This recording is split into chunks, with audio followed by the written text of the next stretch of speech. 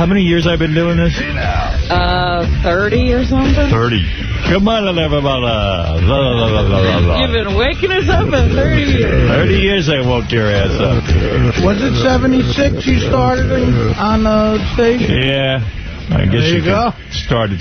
You don't count college radio. That's kind of gay. Right. Why not? Although when I was in college, I did get a job, but the guy wouldn't pay me. I mean, he gave me a salary, but he just wouldn't hand it to me. Oh, he wouldn't give you the money. Does that count as a job? He promised you money, but he didn't pay you. Yeah, when you work... What was his explanation for that? When you work, it's just awful because people take advantage of you. There was this guy, young guy, who became the program director of a progressive radio station. Progressive means you can play whatever kind of music you want. WNTN in Newton, Massachusetts, AM station. Daytimer means it's only on from 6 a.m. till sunrise to sunset. Right. And I got a job there, which was unbelievable. This was a legendary radio station. Can you imagine an AM radio station, progressive, and I get a job while I'm in college beside myself? You never told us you had this kind of luck. Unbelievable luck. I went down there and they hired me to do an air shift. And progressive to me sounds like a hippie type station. Yeah, but one of the coolest stations in the country, legendary. It was like, in the Boston area. There was WBCN, and WNTN was its predecessor. It was like a big deal to work there. Right. And I got hired to be a disc jockey. Cool. And this station was on its last legs. It was a dinosaur. Daytimers were on their way out, yeah. In fact, into an MOR station, which is middle of the road, kind of like, they played everything from Perry Como to, just like wimpy shit. Right, it was Dean Martin and Sammy Davis Jr. probably at that time. And there's also actually an acronym in the business. They call it MOR. Middle of the road. I don't think they call it that anymore, but back then it was MOR. Adult Contemp or something now. So now it's MOR, but I didn't know that, and I get hired, and wow, I mean, I was awful. I was just the worst disc jockey. I don't even know why they hired me. I guess now I know why, because so the guy hired me, and my salary was, a couple of bucks an hour, whatever it was. But this was, I called my father. Oh, my God, I'm in the radio business. And, in fact, I had no way to even get there to Newton, Massachusetts, so he helped me with a car, the whole thing, Oh, gee, so he went into his pocket for this job. He did. But he knew it was a big deal. And your father knew it was a big deal. Yeah, he understood. I mean, for me to have a job while I was in college at a real radio station. But that's cool that he understood that. He got that. You didn't have to explain it to him. He helped me out. He was in broadcasting. He never expected, I guess, Howard would ever get a job. Right. No one did. That was a certainly deal. did. And not out of school yet. So I get hired by the guy. I can still picture his face. I don't remember his name. Young guy, former BU student, actually. And he liked me for some reason. Now I know why. So I go there, and I'm doing the job as best I can. And I'm working there, and comes payday. No pay. So now I feel like an asshole asking the guy. You mean there was a day you were supposed to get paid? Yeah, a general area. Did you see other people getting paid? I didn't know any other people. I did the show, and the other person would take... I was just so thrilled that I had a job. I mean, I had a real job. And I was awful. I couldn't even understand why... And you were showing up every day for work and everything. Yeah, and the other jocks were so good. What was the paycheck for? Do you remember? How much was he paying? It was a couple of dollars an hour. It might have been like in the $4 or $5 an hour range, or $6 maybe even. So you're looking at a check about $80 or something? Something. But to be paid would have been my first professional job. And actually, forget the pay. At least I'd have tape from WNTN that I could play at other radio, for other radio jobs. There's a million positives about it, absolutely. But I was so awful, I couldn't figure out why they hired me. And I understood. So days go by, I didn't get paid. And I went to him and I said, I didn't get a paycheck. Oh, wait, I think I know what you're going to say. And the guy said to me, listen, you're lucky You're working here. Working, it's not working if you're not getting paid. Did he give you you're in college rap? Like you're almost an intern? He goes, listen, you're horrible on the radio. And this is great experience for you. If you want to leave, go fucking leave. Fuck you. That's what he said. But he offered you pay. What a douchebag. That's how he got you there.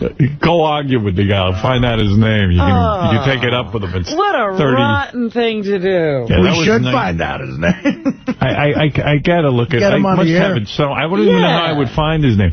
Might have been 1975 or something like that. That is funny. 1970. Yeah, so I worked at WNT in Newton for a couple of weeks. And I think I stayed there for a little while because his logic was correct. He didn't even string you out a little while and say, oh, it's coming, you need to get on the roll or something? Nah, he didn't even bother. No, he's just like, so fuck you and leave. And now you're not doing anything. So go work at your free college radio station rather than be heard. And he was right. You have any of that rotten guy. So the great thing about this guy is he was so in over his head because he wasn't probably getting paid. He said, I'm not getting paid either. So he did the public... That makes sense, I guess. Back then you had to, by FCC law, you had to have a public affairs show on Sunday. Right. Which he was in charge of. And I guess he taped his show. And beforehand he was like, this fucking equipment doesn't work. I can't fucking get this thing fucking right. So they air this Sunday morning tape. And it's him going, I can't get this fucking thing in the air. He left all that up. 40 fucks get on the air. And now the guy's walking. He comes up to me and goes, oh, my God. The FCC, I said fuck 40 times. I said, well, maybe they won't hear it. He goes, no. I have to turn myself in. So, this fucking idiot. God. This guy was such an idiot. He called the FCC. The idiot, I was there. He called the FCC and reported himself. Oh, what a jerk. And threw himself on the mercy of the FCC. And they didn't even know what he was talking about. They never even... Yeah, they probably don't even know that station's on the air. No one knew that station. They were, you guys are on the air? Who? They didn't know what he was talking. He wrote them a letter and Who did what? He documented on himself that he said fuck. He had to turn himself in. Who told him that? He didn't, everyone in the business was afraid of the FCC. You didn't know, but I never heard the rule that you had to turn yourself in. They'd go easy on you. When I was on the air in the early, like my beginning of my career, every minute they would tell you, listen, there's probably an FC. You had to take meter readings in the early days of radio because, not the early days of radio, but, my career, they didn't have an engineer or anything. So whoever was on the board, whoever was working, had to sit and take meter readings. And I didn't know how to take these meter readings. No matter how many times they explained it to me, it was in metric, and, it was horrible. It was little dials and gauges. Yeah. You had to be a scientist. And I used to make up my meter readings. Always made up my meter readings. I just, whatever the guy wrote down before, I write down the same thing and this and that. Vary it by a degree or something. Yeah, what the fuck did I care? So then they would say to you, listen, you better take your meter readings today. The FCC field marshal is in town, and he's going to be listening. Field marshal. And he takes field readings on our station, and if they don't match exactly what you write down, it's a big violation. It'll be the end of your career. Now, the reason they told you that is so you would taking your meter readings seriously.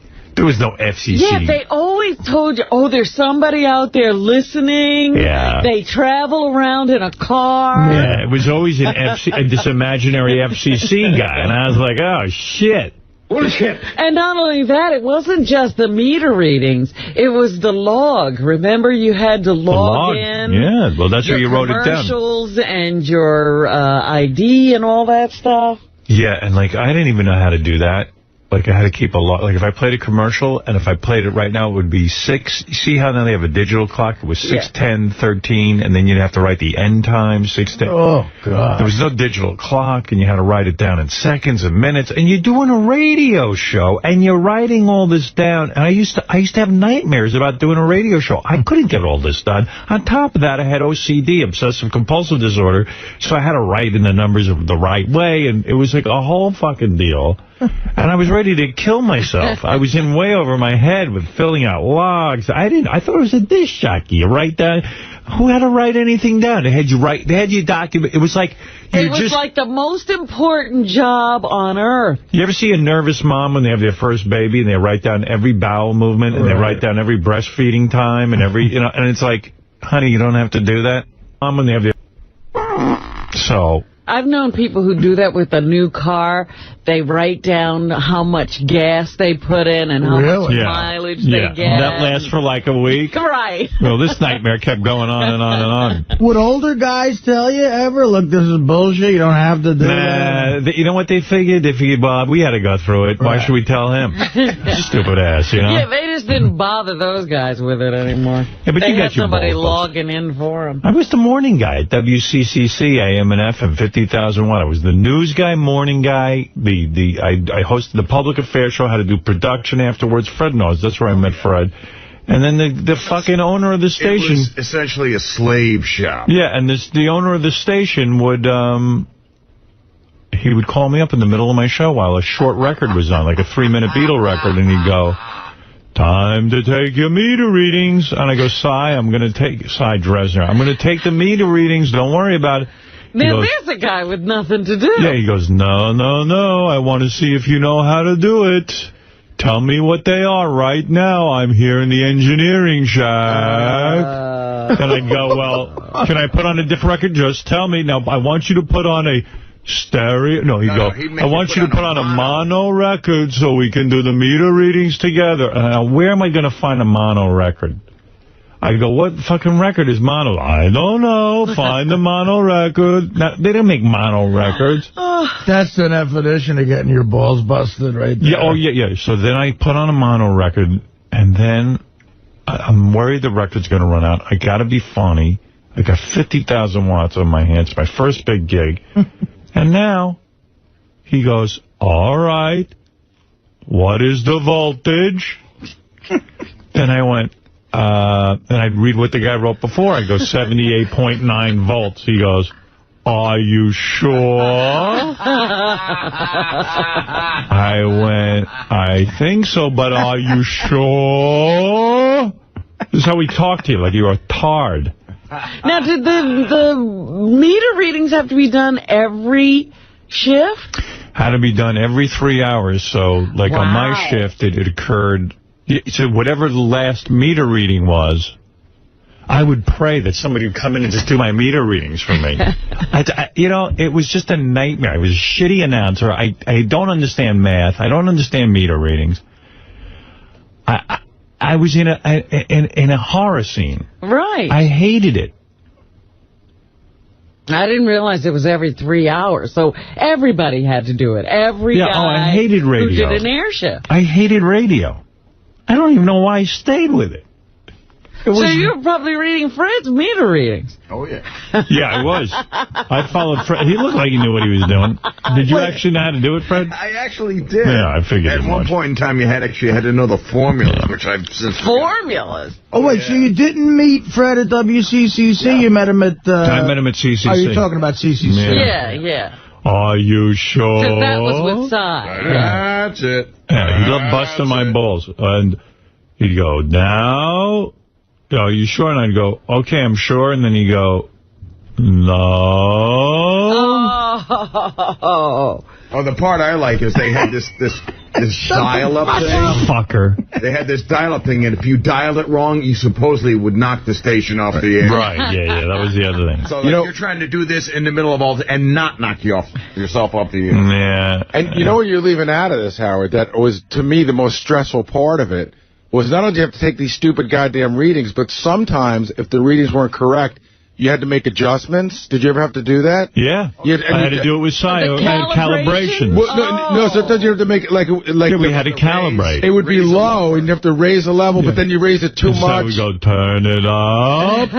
And then I turn it up, and then you go, no. And I'm on the air. I don't have anybody. I don't have an engineer. I don't have anything. Music's running out. I'm like, you motherfucker. I always have 2 records ready. I mean... It was insane. And back then, there were never engineers on staff? Or there was an engineer, but they weren't there 24 hours a day. Oh, it's always a big, fat guy who's the chief engineer who's, like, miserable getting out of bed and doesn't even want to work.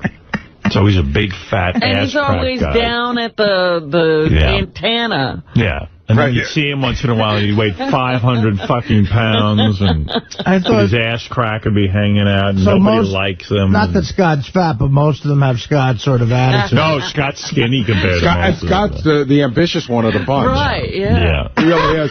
Because Robin's right. Most of those guys... All right, whenever you go to look for them, I can't find Joey. Oh, Joey's doing work on the antenna, which is in New Jersey. They weren't engineers like Scott who does, production and stuff. These are engineers who fix the equipment. They actually climb up on towers. Oh, okay. Right, you needed a Scott, and then you needed one of those guys, and neither of them knew how to do each other's job. We didn't even have a Scott. There was never a Scott. These guys were the Scott. Because you did your own production. Right. Thank you, Gary. Gary, let me tell the stories. Okay. He comes in with his early radio experience. I don't want to hear it. I hate when Gary tells me his early radio experience at LIR. He was a fucking intern.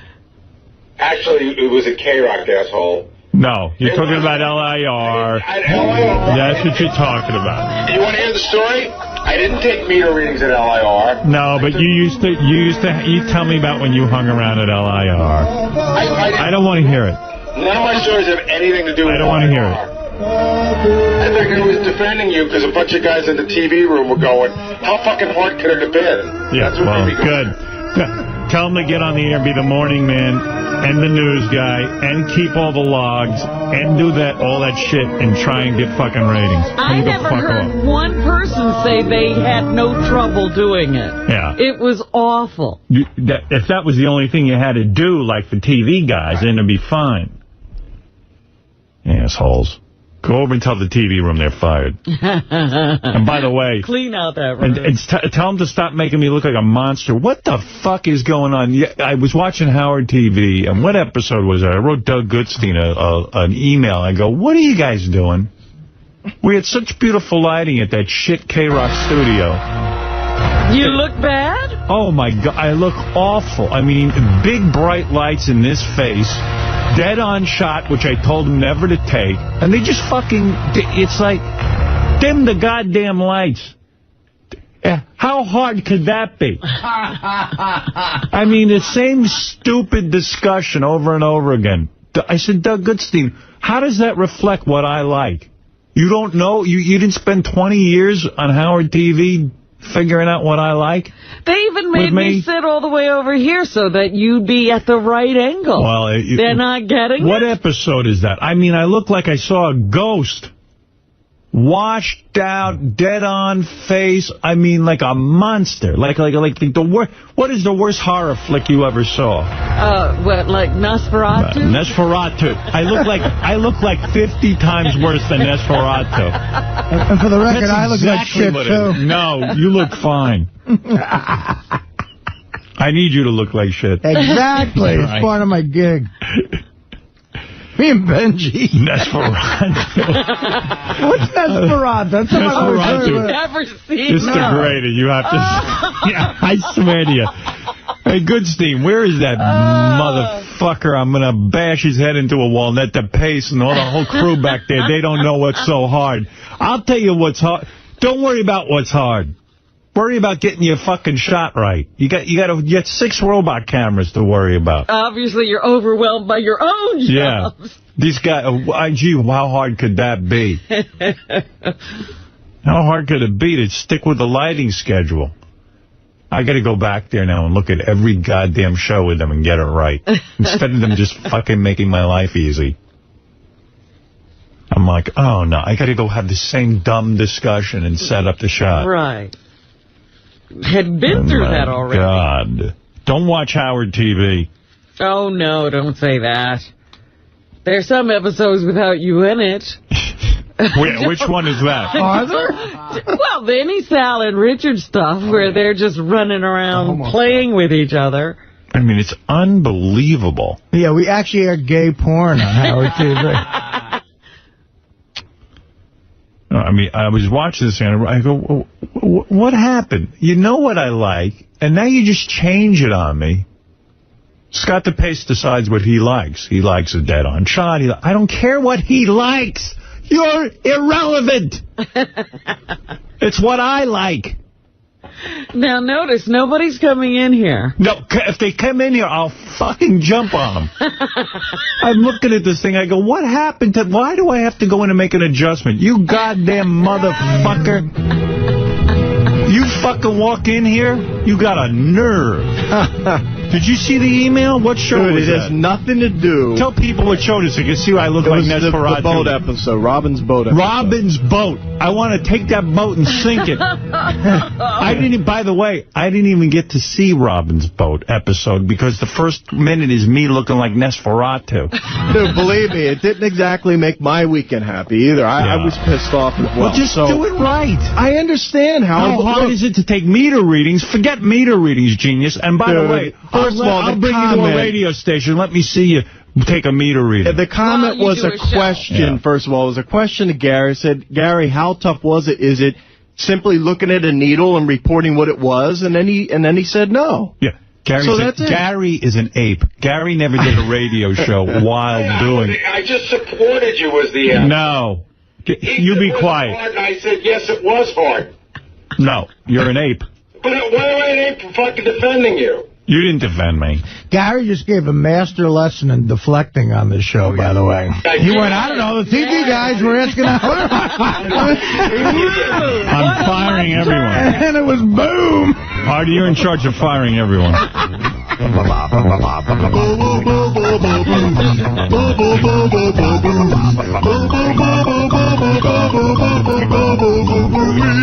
Scott the Pace is as incompetent as our president. That's why he supports President Bush. Yes. Because we he says... now understand why you look the way you do. We all think alike. Dude, how many times have we gone through this? Howard, I totally understand. I'll be back today to work with you, I understand. okay? That's We'll go through all the shows. I'll show you up the Robin's boat episode where I look like Nesferatu. I've got to get that one. But yeah, I looked for it this week and it wasn't up there right now. So there you go. Go look at it and study it. I've already got 2 cameras. Here's what I'm going to say to you. How hard is it? That's what I'm going to say to you. Dude, you don't understand any of it. That's the problem. I don't so understand maybe today I'll be able to show you. No. I've already got it. I understand, Howard, but there's a camera there for when you're looking at Robin. Who designed this studio? You. You totally had it covered. This studio, from day one, there was 20 different designs. None of them were working. Don't put that on me. You weren't in any of the meetings. No, I certainly was, but I didn't have the answer. This was good. No, that's bullshit. This is no good? We should rip it all out? Yeah, let's do it. All right. What college did you go to again? Glassboro State? Don't worry about it. Glassboro State graduate. Thank you. You weren't in every meeting going, yeah, I certainly was. No, I was not ever going, yes, Yahoo. I'm going to do you a favor. That's bull crap. You're absolutely right. This is too hard for you. I will come in today and show you how it's going to be done. Okay, great. And I'll show you the other issues. So when you're looking at the podium I need another camera for that. When you're looking over at the band area, I need another camera for that. I will when show you're looking you. At Artie, I need another camera for that. Don't waste my audience's time. I will teach you today how to do it. Because I figured it out in that other dumpy studio, and this is a much nicer one. So it can be figured out. You will learn today from me. Okay. What I want. Good. Hey, man, that's all I want. I want it to be nice stop and easy. Inventing golf toys and do your job. Yeah. That's all. With the golf toys. He's busy. He's got a good shot of himself taking a swing. Oh, I saw the videotape of that. What is that called? The video caddy. Video caddy. How's that going? Forget it. Please it has nothing help to do me. with that. Scott.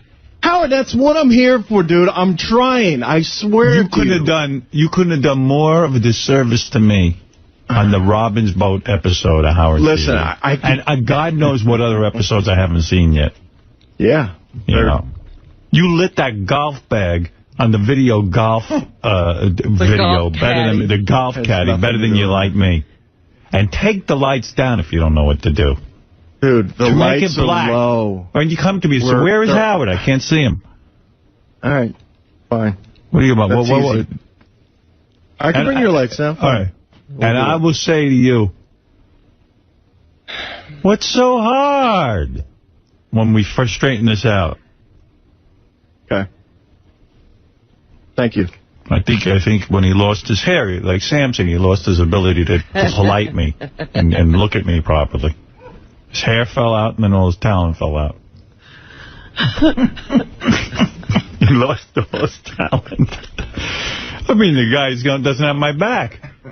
Well, yeah, he spends all this time putting my chair in a certain spot, and he's still not shooting you properly. How many friggin' meetings do we have before they built this studio? Oh, he was over here every day. I heard so much about how he was so involved. The guy was here every day.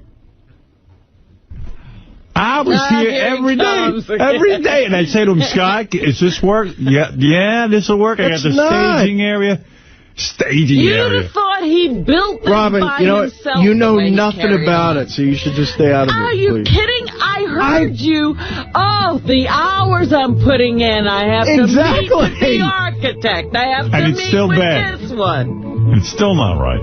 Listen, man, everyone had a lot of things that they needed to get done, and some of those decisions I wish we could take back, but we can't at this point, so we got to move forward. Right? Thank you. Thank you for your input. Now listen to me. Your job is to make me look good, and you're not doing it. Turn his lights off, guys. Turn them down. I'll set the lighting with you. We're going to work. We're going to get to work. Good. I appreciate it. All right. We're going to show you it can be done.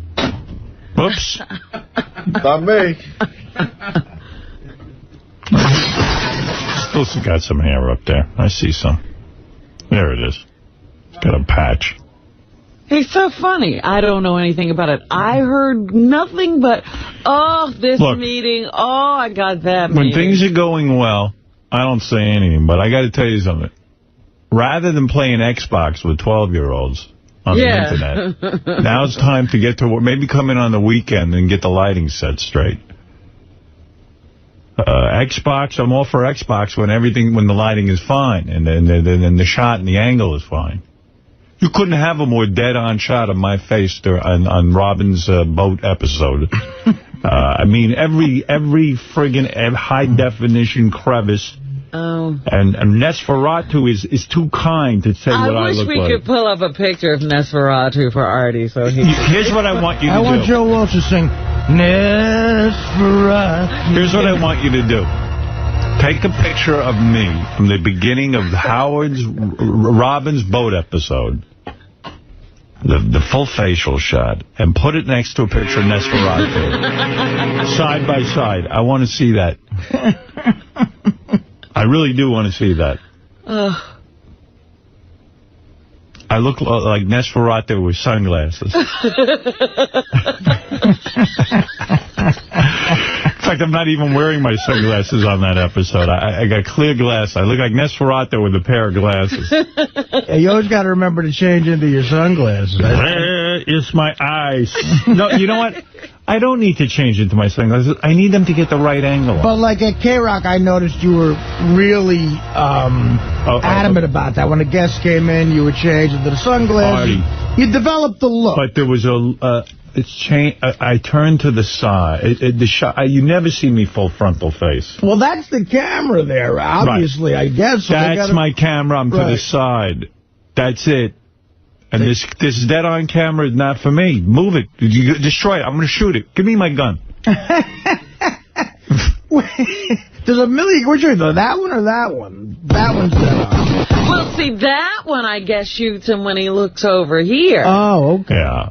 I don't know what's shooting what where, a maze of but I will get to the bottom of it. It's a maze of cameras. It's so insulting. And to be betrayed by my own TV crew. You could understand this if it was some other person's crew. You broke my heart. There is no camera over here. That is the camera, which sometimes you use your eyes to look at Robin and not your face. You don't turn so much. You broke my heart. In those cases, that's fine. Where's the camera? Right there, and that's your guest shot, a nice profile shot. No. Here's the guest camera. Wait till you see Robin's boat episode. I understand. I don't Here's know where, the difficulty. you must have imported a new camera for that episode. No, when you look at Robin, sometimes it does get flat. I agree. It's boring my audience. My audience comes first. You brought it up. Go ahead. Put away your headphones. Something wrong with you. You betrayed me. It was you, Scott. You broke my heart. I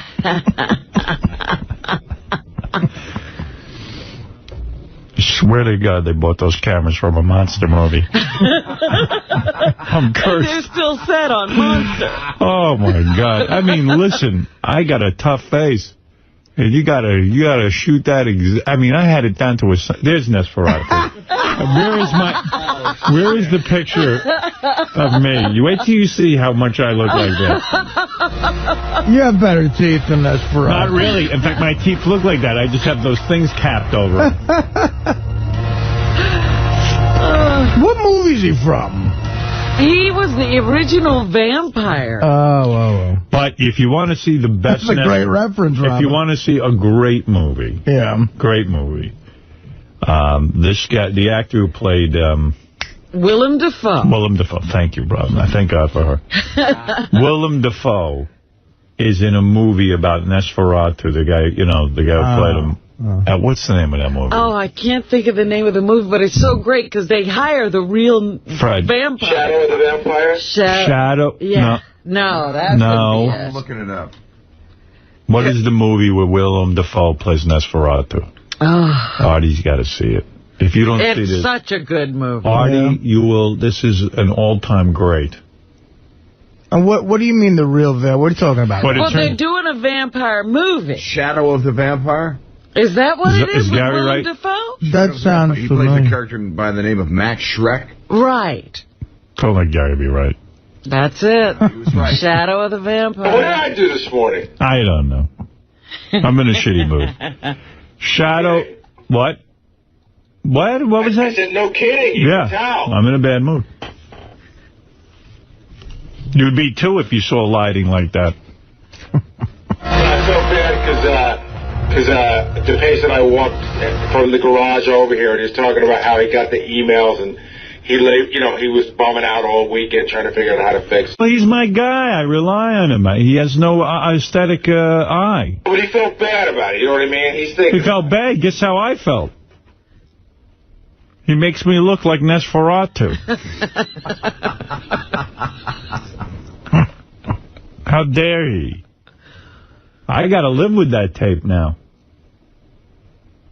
My fans will see that. They'll cancel their subscription. They're going on that. They're going to do that freebie to get people to sign up. They'll run away. They better not show Robin's boat on that freebie, the penny preview or whatever that is. Crying out loud. By the way, did you see the commercials for the internet thing? Yeah, I didn't actually see them air.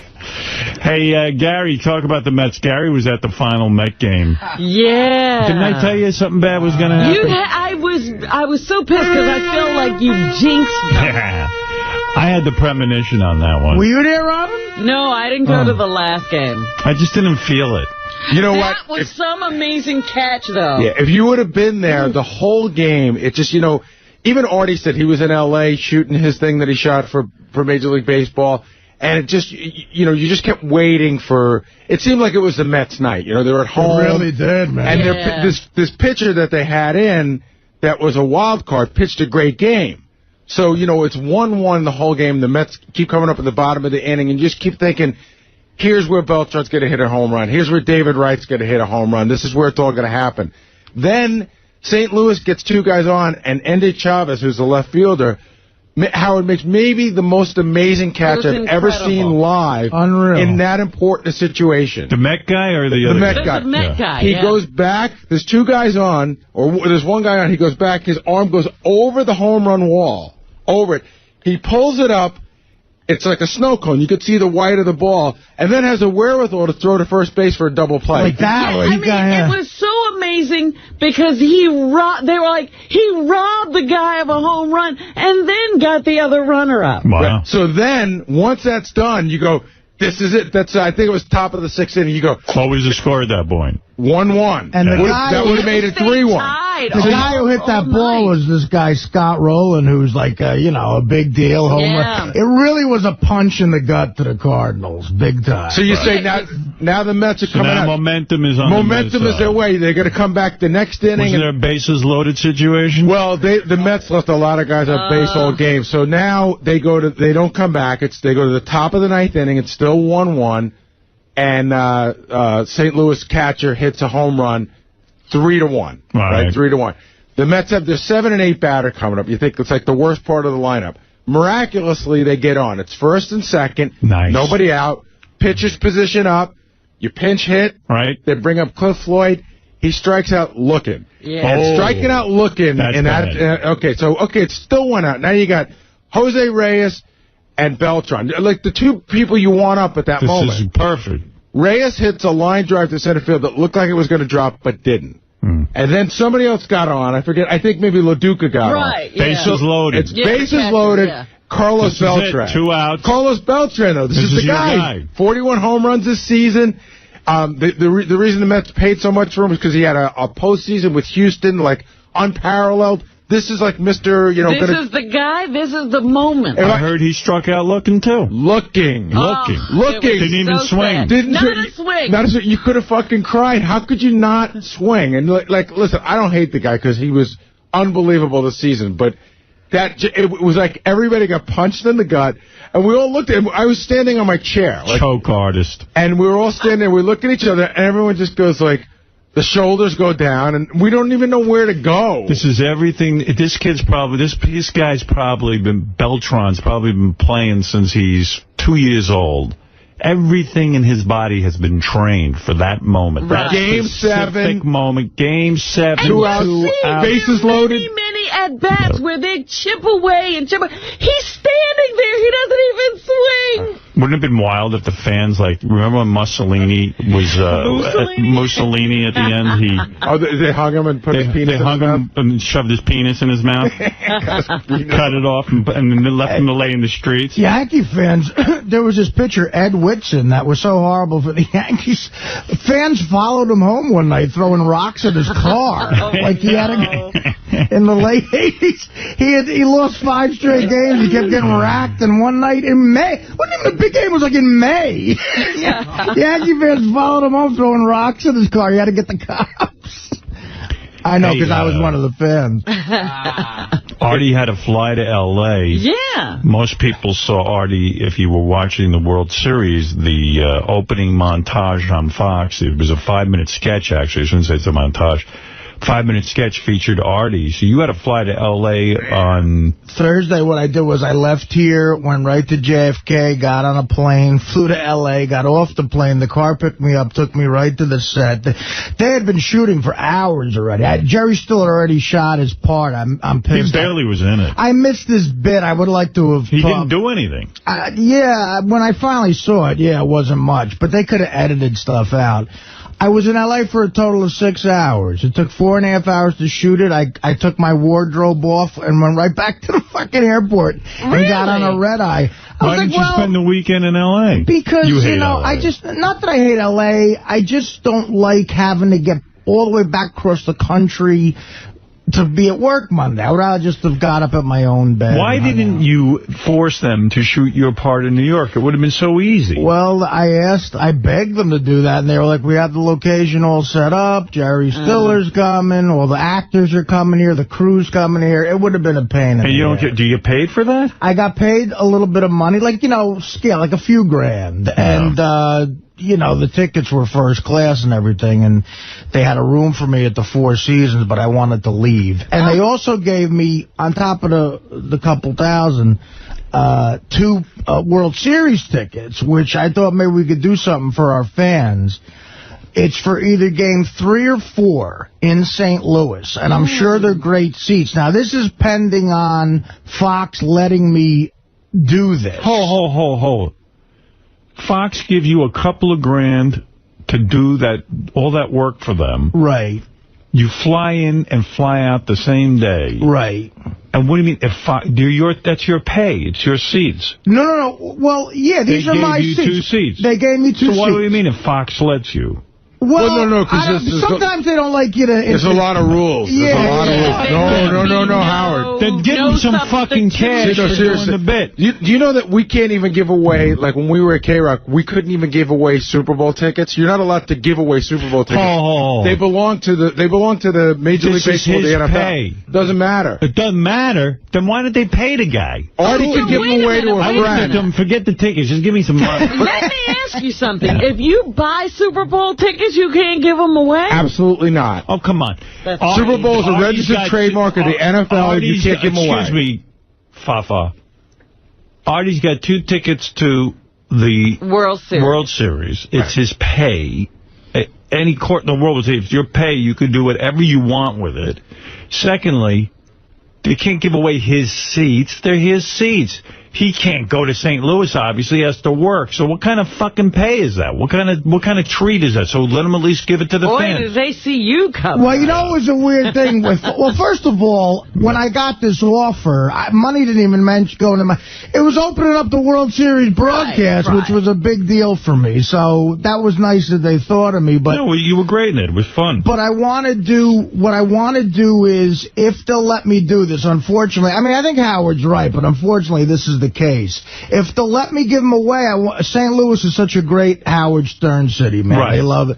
I want to give the 2 tickets away to a couple of fans in St. Louis. Do you have them, like, in your hand? No. I'd have to call my manager, and he'd have to arrange. All right. So you're going to do that today? If you want to make it a contest, if you want to take a caller from St. Louis, hurry up, because Game 3's tomorrow night, right? Right. Well, I'm sure that'll be fine. Well, yeah, but we got a FedEx ticket somewhere. Howard, if you want me to wait a day and confirm it and then do it tomorrow so we don't get somebody on the hook. All right. All right. So St. Louis, if you're listening, we're going to try. Or we could give them away now with the provision that we say, I don't want to do that. Yeah. Let's wait till we get Let's make sure I have it. But find out where the tickets are, meaning, does your agent have them or can they leave them at will call? They're going to leave them at will call. Okay, great. This guy has to have a name, go up to will call if it works out. Okay. Well... But I want to be honest with them. It's not going to be me. How'd you memorize all those lines? Like, do they just stop camera every minute? Or no, I had to do the whole thing through, and it was one of those things where, like, they had already been working for 12 hours, so there's union issues.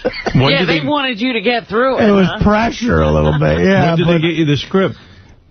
That I had the script on me. It was emailed to me at the show Thursday morning, so I got it. Whoa. Did you see it, Robin? No, I missed it. I'll play some of it. I thought the game started at 8, and that whole thing was like at 7 or something. 7:30. Look how many lines he had to memorize. I could never do this. This drives me nuts, and he's got to do it rapid fire and everything, like kind of like a Dennis Leary kind of. Exactly. That's what they wanted to look like, I think, Dennis Leary. All right, guys, time to fess up. We're obsessive. How many times have you guys sat around with your buddies and tried to determine who would win in a fight, Laverne or Shirley? Or how about a time you got caught betting on your little sister's dance recital? But you know what really sends us over the edge? Sports. I once staged a fantasy doubleheader between the 1918 Red Sox and the 2004 Red Sox. By the way, the Sox won. Okay, what do you think? Best game won ever. Are you kidding, man? 1955, man. Brooklyn's only World Series title. So did you have to shoot that whole opening in one stretch? Yes. and you have to... How do you memorize all that shit? I've always been good at memorizing stuff. Wow. I've always been good at it. I have no ability. You know what I understand? If you're so good at memorizing stuff, like, you would think that you would have done really well in school, because most of school is memorizing stuff. I just didn't care. I never took a book. From the 8th grade on, I never had a book. What about math? Were you good at that? I wasn't bad at math. No. I mean, the fact that I passed anything at all was just because of memory. I never studied a thing. I was just the worst student you could have imagined. You didn't see my grades. I had no interest. Believe me, you were better than me. No. I had to go to summer school to graduate. Yeah, but that's because of gym. You didn't go. and I knew enough to go to gym. I'll give myself that. You know, you were smarter. Even though I hated it. Yeah, by the end, I was doing a lot of no-shows. I was going to the diner for a chocolate milk before. And missing a math quiz. Yeah. But no, that's, you know. I hated school. That's why, like, I'm so glad my daughters are good students, so I don't have to go, because they would be like, you're a hypocrite, you did shitty in school. Right, how could you tell them what to do? And I'm pretty sure I don't have an answer for that. Your youngest daughter's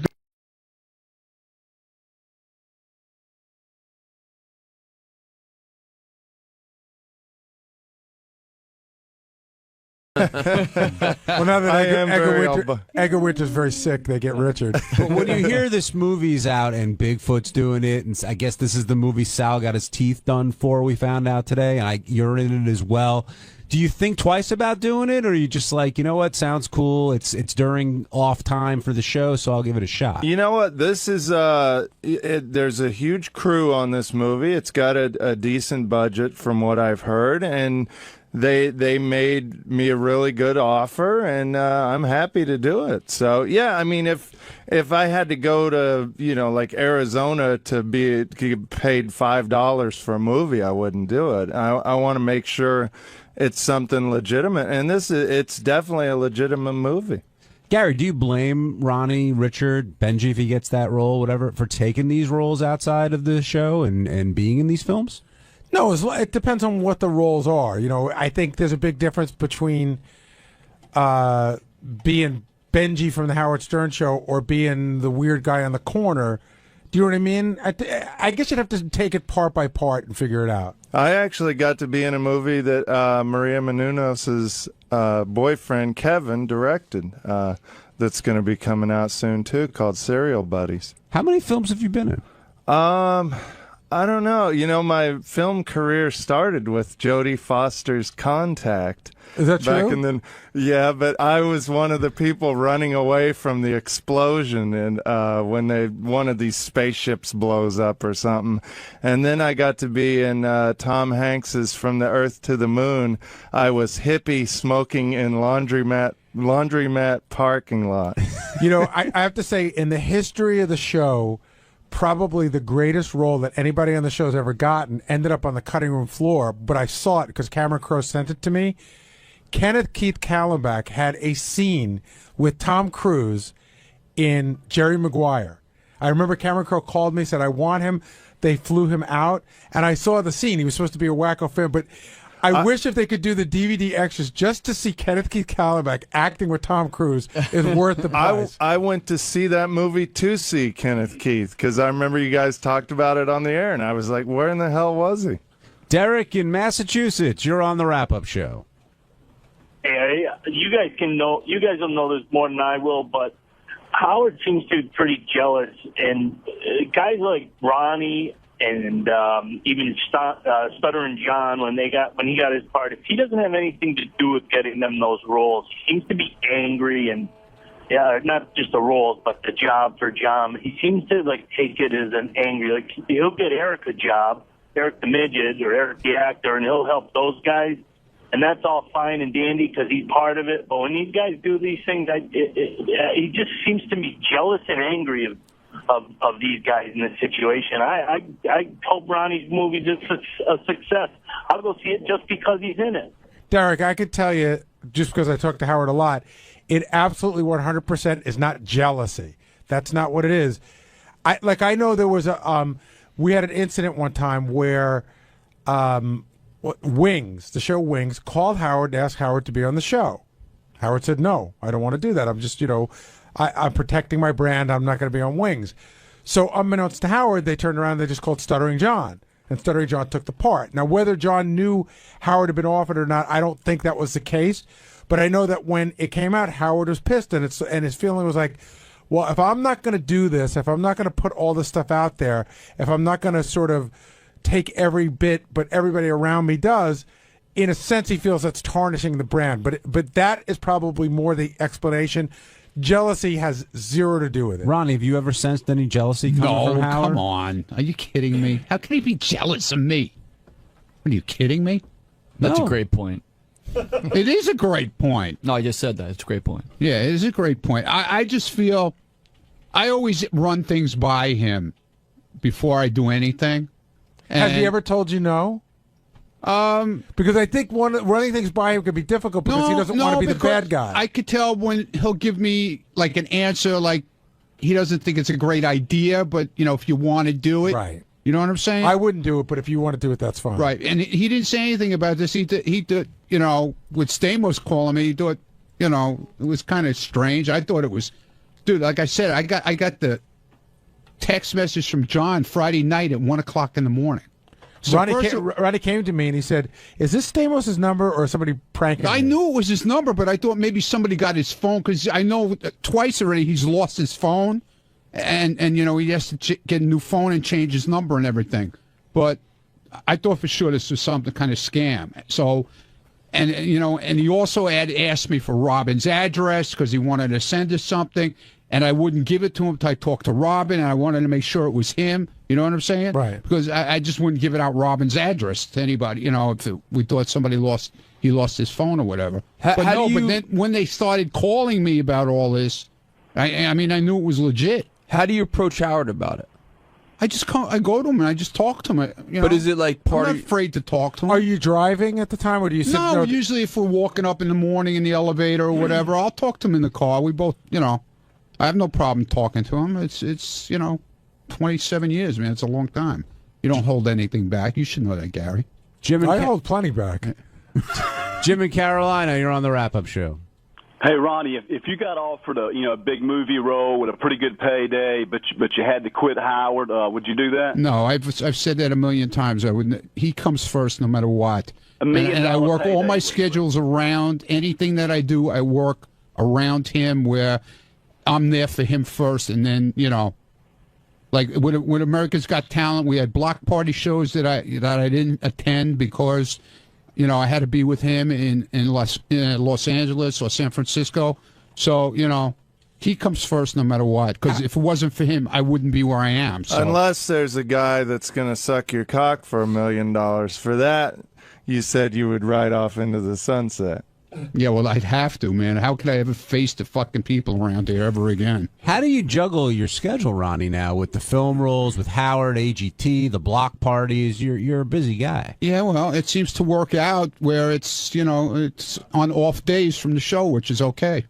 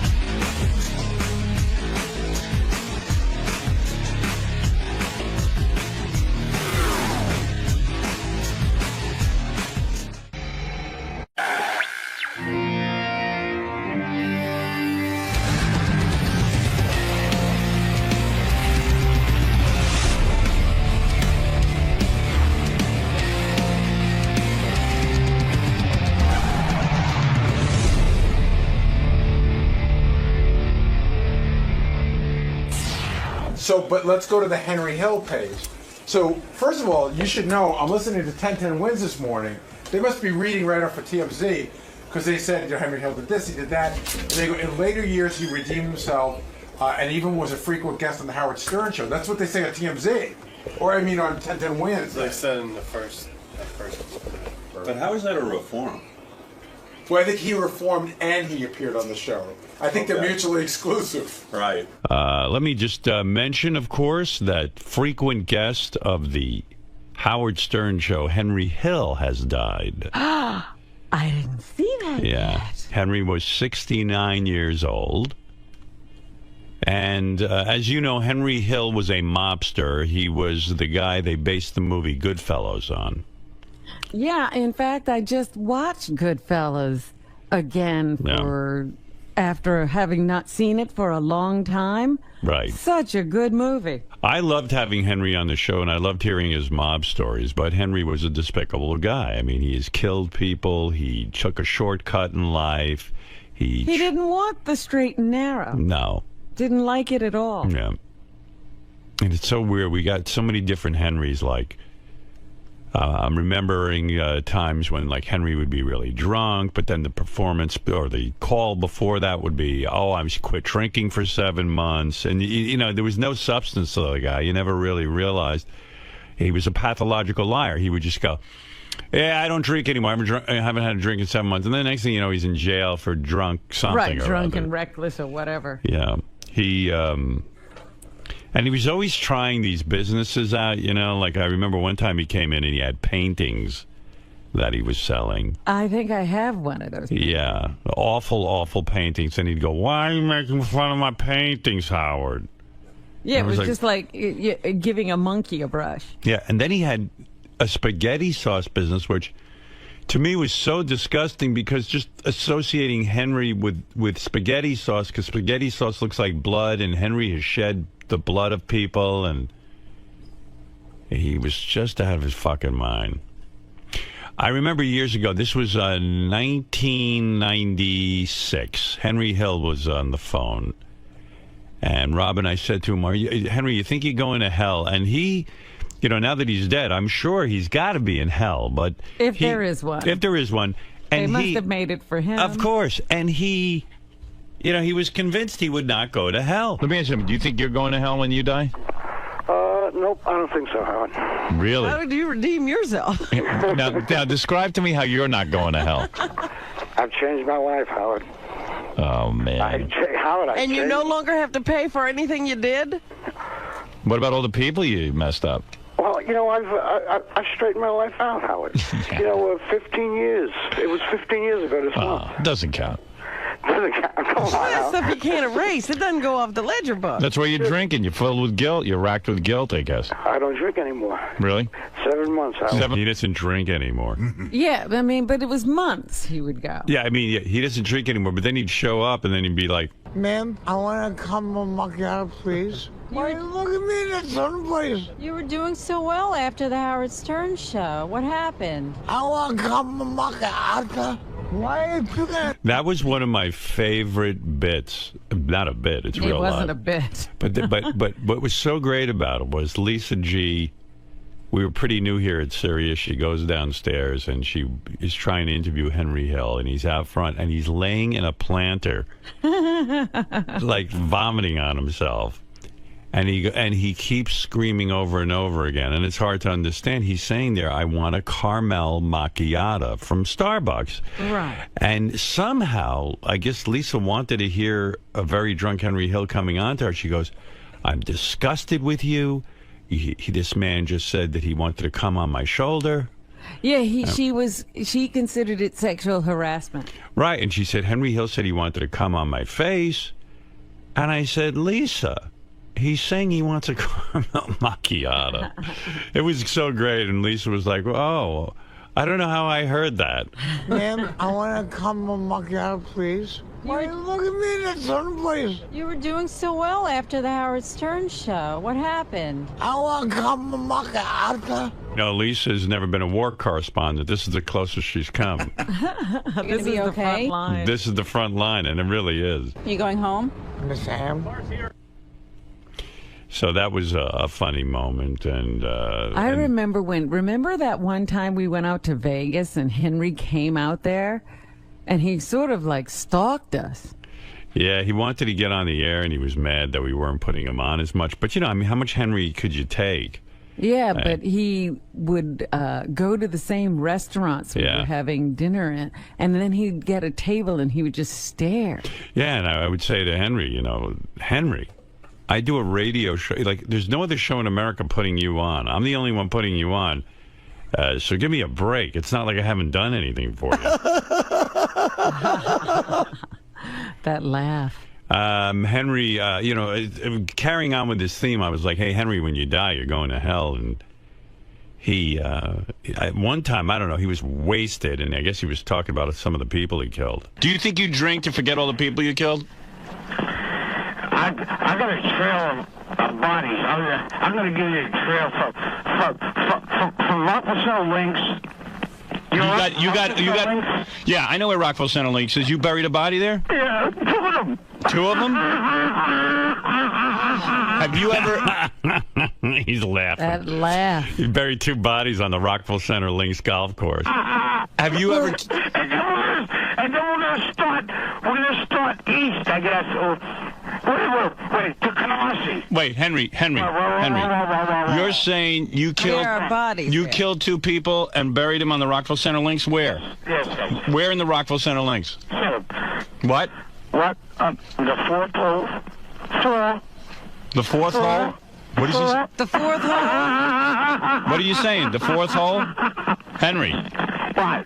This is why Ray Liotta is such a great actor. He had that laugh down in that movie. Perfectly. You know, even in the movie when you're watching it, Henry never admits to doing anything besides robbing and stealing and burying the bodies after other people shot them or killed them. Right. But, you know, he's certainly willing to hang out with murderers. Yeah. 4th hole? The 4th hole. No, come on, be honest with me. Tell me where... Under the green. I swear to you. Under the green? Who were the 2 bodies? They were stockbrokers. Stockbrokers. They must have screwed him over in some deal. Right. They gave them money and they didn't make money for them, then they killed them. Yeah, I mean, there's so many Henry moments from our show, I don't even know where to begin. And the other weird thing is, too, like, I mean, this is a guy who betrayed the mob. And there were so many questions, like, Henry decided to come out of witness protection. He decided that he was just going to live his life. And he didn't care that there were mobsters who were supposedly looking for him. He was like, fuck it, I'm living my life. I don't want to be in hiding anymore.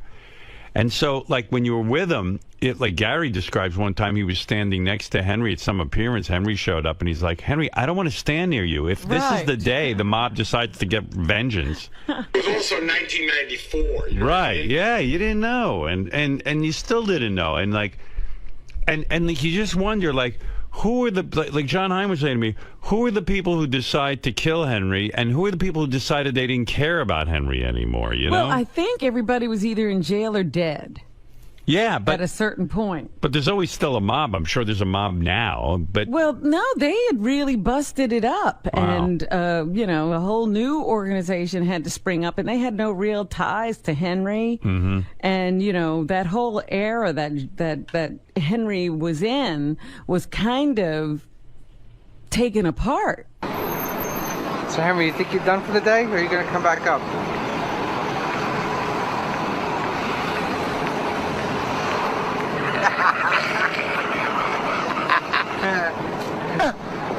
Yeah, I think this was when Henry was kicked out of Del Fresco's. He tried to get in there and hang out at the restaurant, and I think they kicked him out of the place. You know me. You know me, man. And? I paid my fucking way.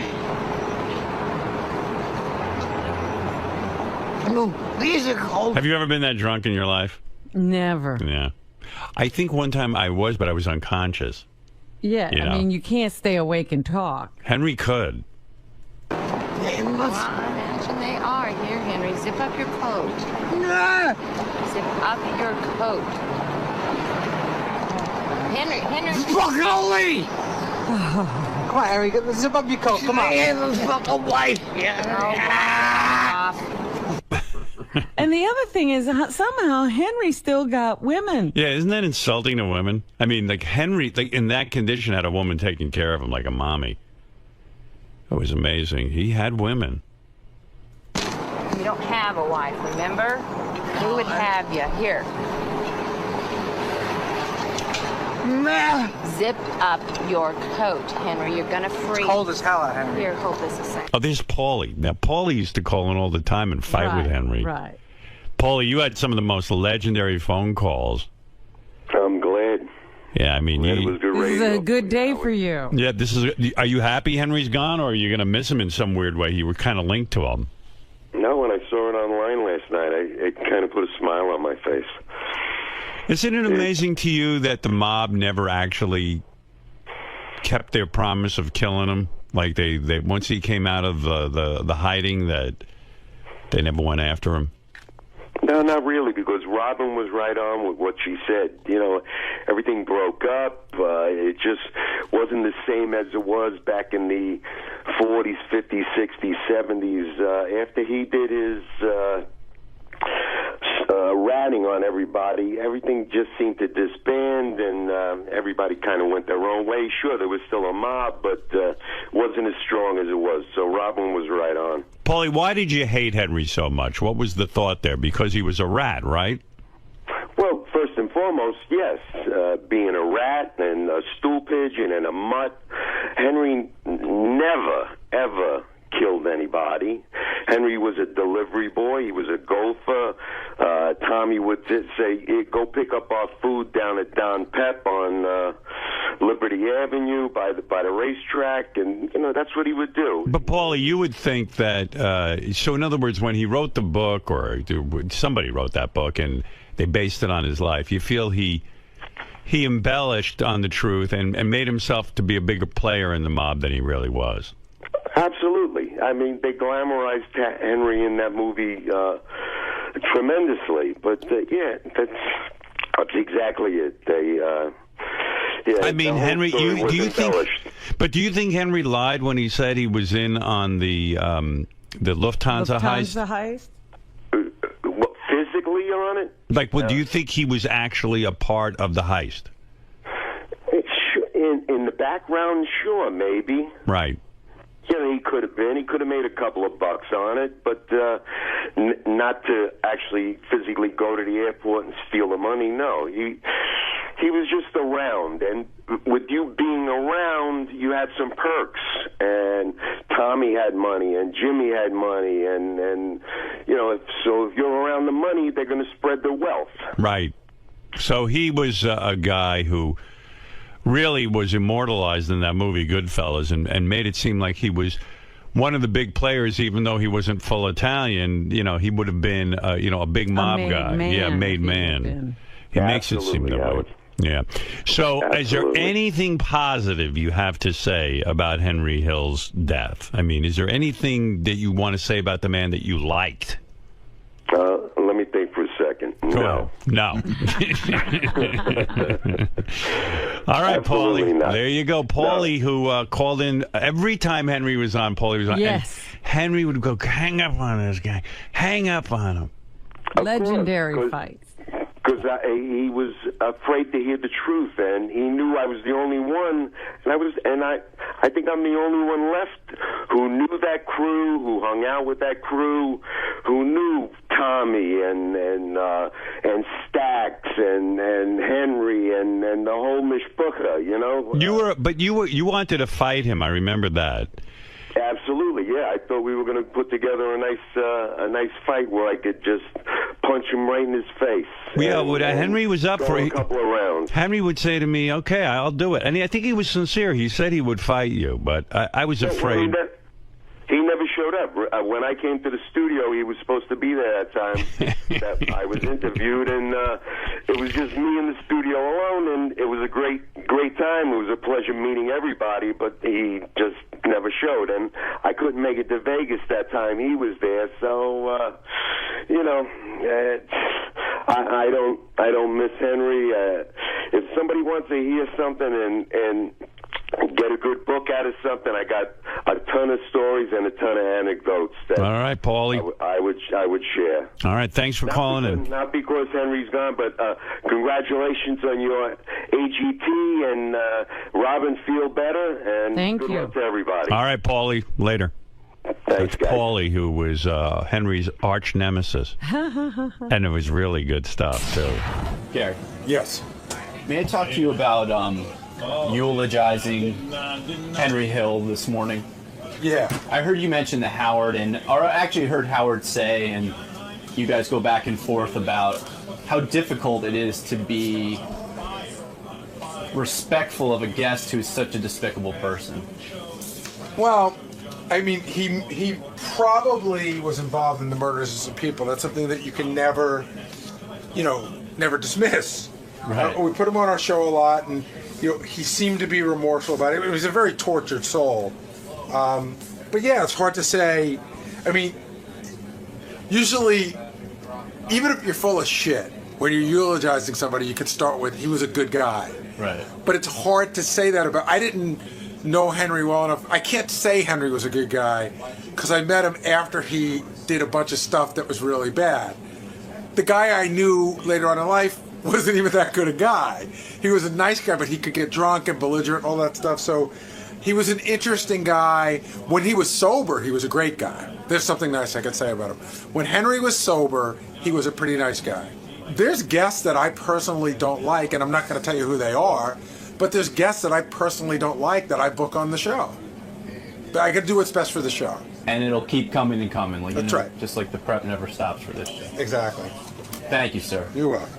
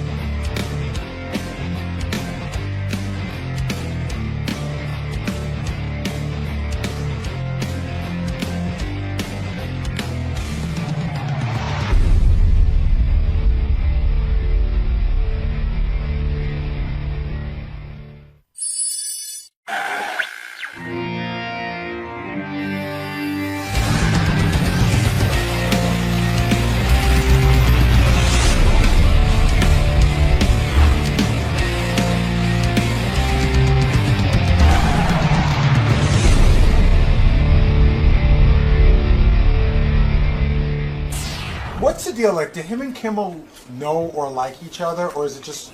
Yeah, like, are they rivals? Well, I'm wondering, because, you know, like, I know Jimmy hates Leno, and I know he loves Letterman.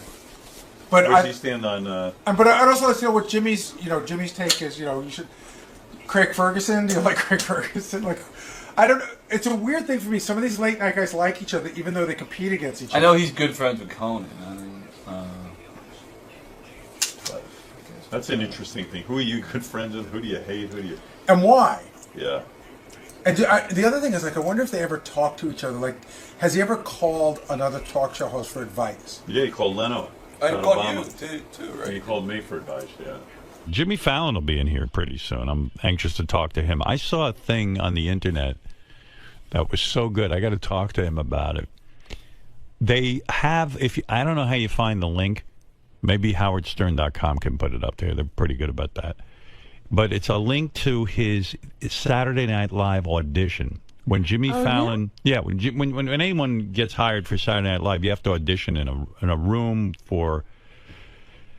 It's almost like America's Got Talent in Vegas. You know, there's just like 5 or 6 people in the room. And no audience. No audience, and supposedly you never get any laughs, but you'll see on Jimmy's he does. It was Lorne Michaels laughing, but his audition was so incredible. What he did was, he did about 10 impressions or 15 impressions, but what he did that I loved is he kept them real short, and so you never got bored. Mm-hmm.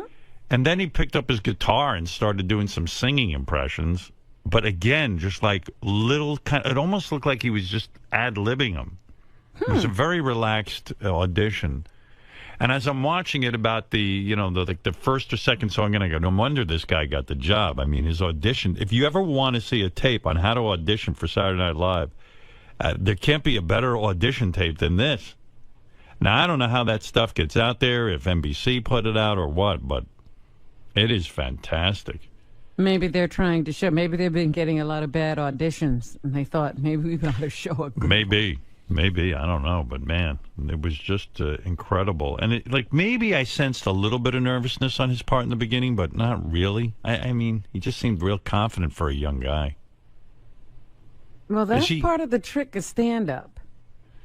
Yeah. You gotta be confident. Hey, Jimmy, is Jimmy here?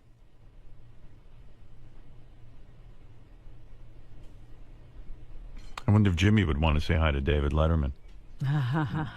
Do they speak? Are they friends? Should we try that? I'll try that for a second. See how that goes.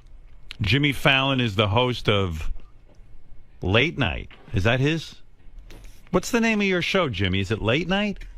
What is the name of Jimmy's show? It is Late Night. Late Night, right? Yeah. It's Late Night. Hey, everybody. Hey, man. With all these shows, you could get confused. Real quick, do you want to say hi to David Letterman? No. No? You didn't hear him? You don't want to say hi to Dave? Yeah, I can say hi to Dave. Dave, are you there? Yeah, Jimmy, good morning. Hey, Dave, how are you? Dave is in Chicago. He just was on our show. I thought because you're both late night hosts, you'd want to... Nice to be talking to one of the twins again. The twins? The twins? Jimmy Kimmel, Jimmy Fallon. Sure, I call them the twins. Yeah, what? You do. That's right. The twin? Does he? The twins, sure. Yeah. Dave, just real quick, because Jimmy's here. He's got limited time. I just wanted to give you a chance to say, are you friends with Dave, or are you an enemy of his because you're with the Jay Leno camp and you're on NBC? No. I mean, if anything, we're friends. Yeah, you're friends. Yeah, I've been on the show a bunch of times. Jimmy says you're his friend. Right. Yeah. Okay. I appreciate that. Anything you want to say to Jimmy? Well, I was going to say, first of all, Howard, I just, something I forgot to mention before, I love that sound buzzard on AGT. No, but I mean to Jimmy, not AGT. Oh. No, okay, all right. Well, just a reminder, I just want to say that to Jimmy that Jay Leno is still a big chin douchebag. I'd love to, buy him a hoodie and have him troll around George Zimmerman's neighborhood. Well, all right. Listen, you're obviously better. All right. Thank you, Dave. Yeah. All right. All right. All right. That's David Letterman. David Letterman. David Letterman, the real David Letterman. Oh my gosh! Yeah. Why would he say that? That's so. It's you know topical. what it is? He's so much looser on our show than his own show. That is amazing. Yeah, I he's think amazing. it's satellite that just loosens him right up. I was telling everyone. Now, who put out your audition for Saturday Night Live? Do you put that out? Or, I mean, you obviously didn't have it. Who put that out on the internet? It's weird because that was out. It was out on the. They put out like a DVD, like a best of DVD thing, which they do for some of the cast members. And I'm sure you didn't object because, to me, it's almost like a primer, or is it a primer? But it's almost like a lesson in how to audition for Saturday Night Live. It's about 8 minutes long. Yeah. And it's this quick 8 minutes. What you did effectively that I thought was so tremendous, you quickly ran through your impressions. You didn't allow them to get bored. Yeah, I did, because you know what happened is I had the stand-up act, and it wasn't working. It wasn't funny, and I was telling people kind of who I was doing before I did the impression. Right. Like the old way to do impressions, you go like, and now, ladies and gentlemen, here's James Cagney. Right. You dirty rat, and then you do the impression. So this one I go, I'm not going to tell you who I'm doing. That's what I loved. You never once said, here's who it is, and either you got it or you didn't. Yeah, exactly. It's like, it's clearly I'm doing Bill Cosby. Do you remember, have you gone back and watched that audition? I just saw the outfit I was wearing on the clip, like on the web. I'm like, oh, because I didn't know what people... I thought you looked really handsome. First of all, you seemed more chiseled. You were younger, kind of... You were very thin. Wasn't as doughy. You weren't as doughy. What happened? I mean, he got comfortable. He got rich. Did you get married? Is that what happened? And you just got doughy. Before I got married, I just got doughy. I don't know what happened. I just got. But maybe that'll just keep me younger looking. It's funny you say that because I see a guy auditioning, and you look like one of these ripped kind of almost like a model type physique.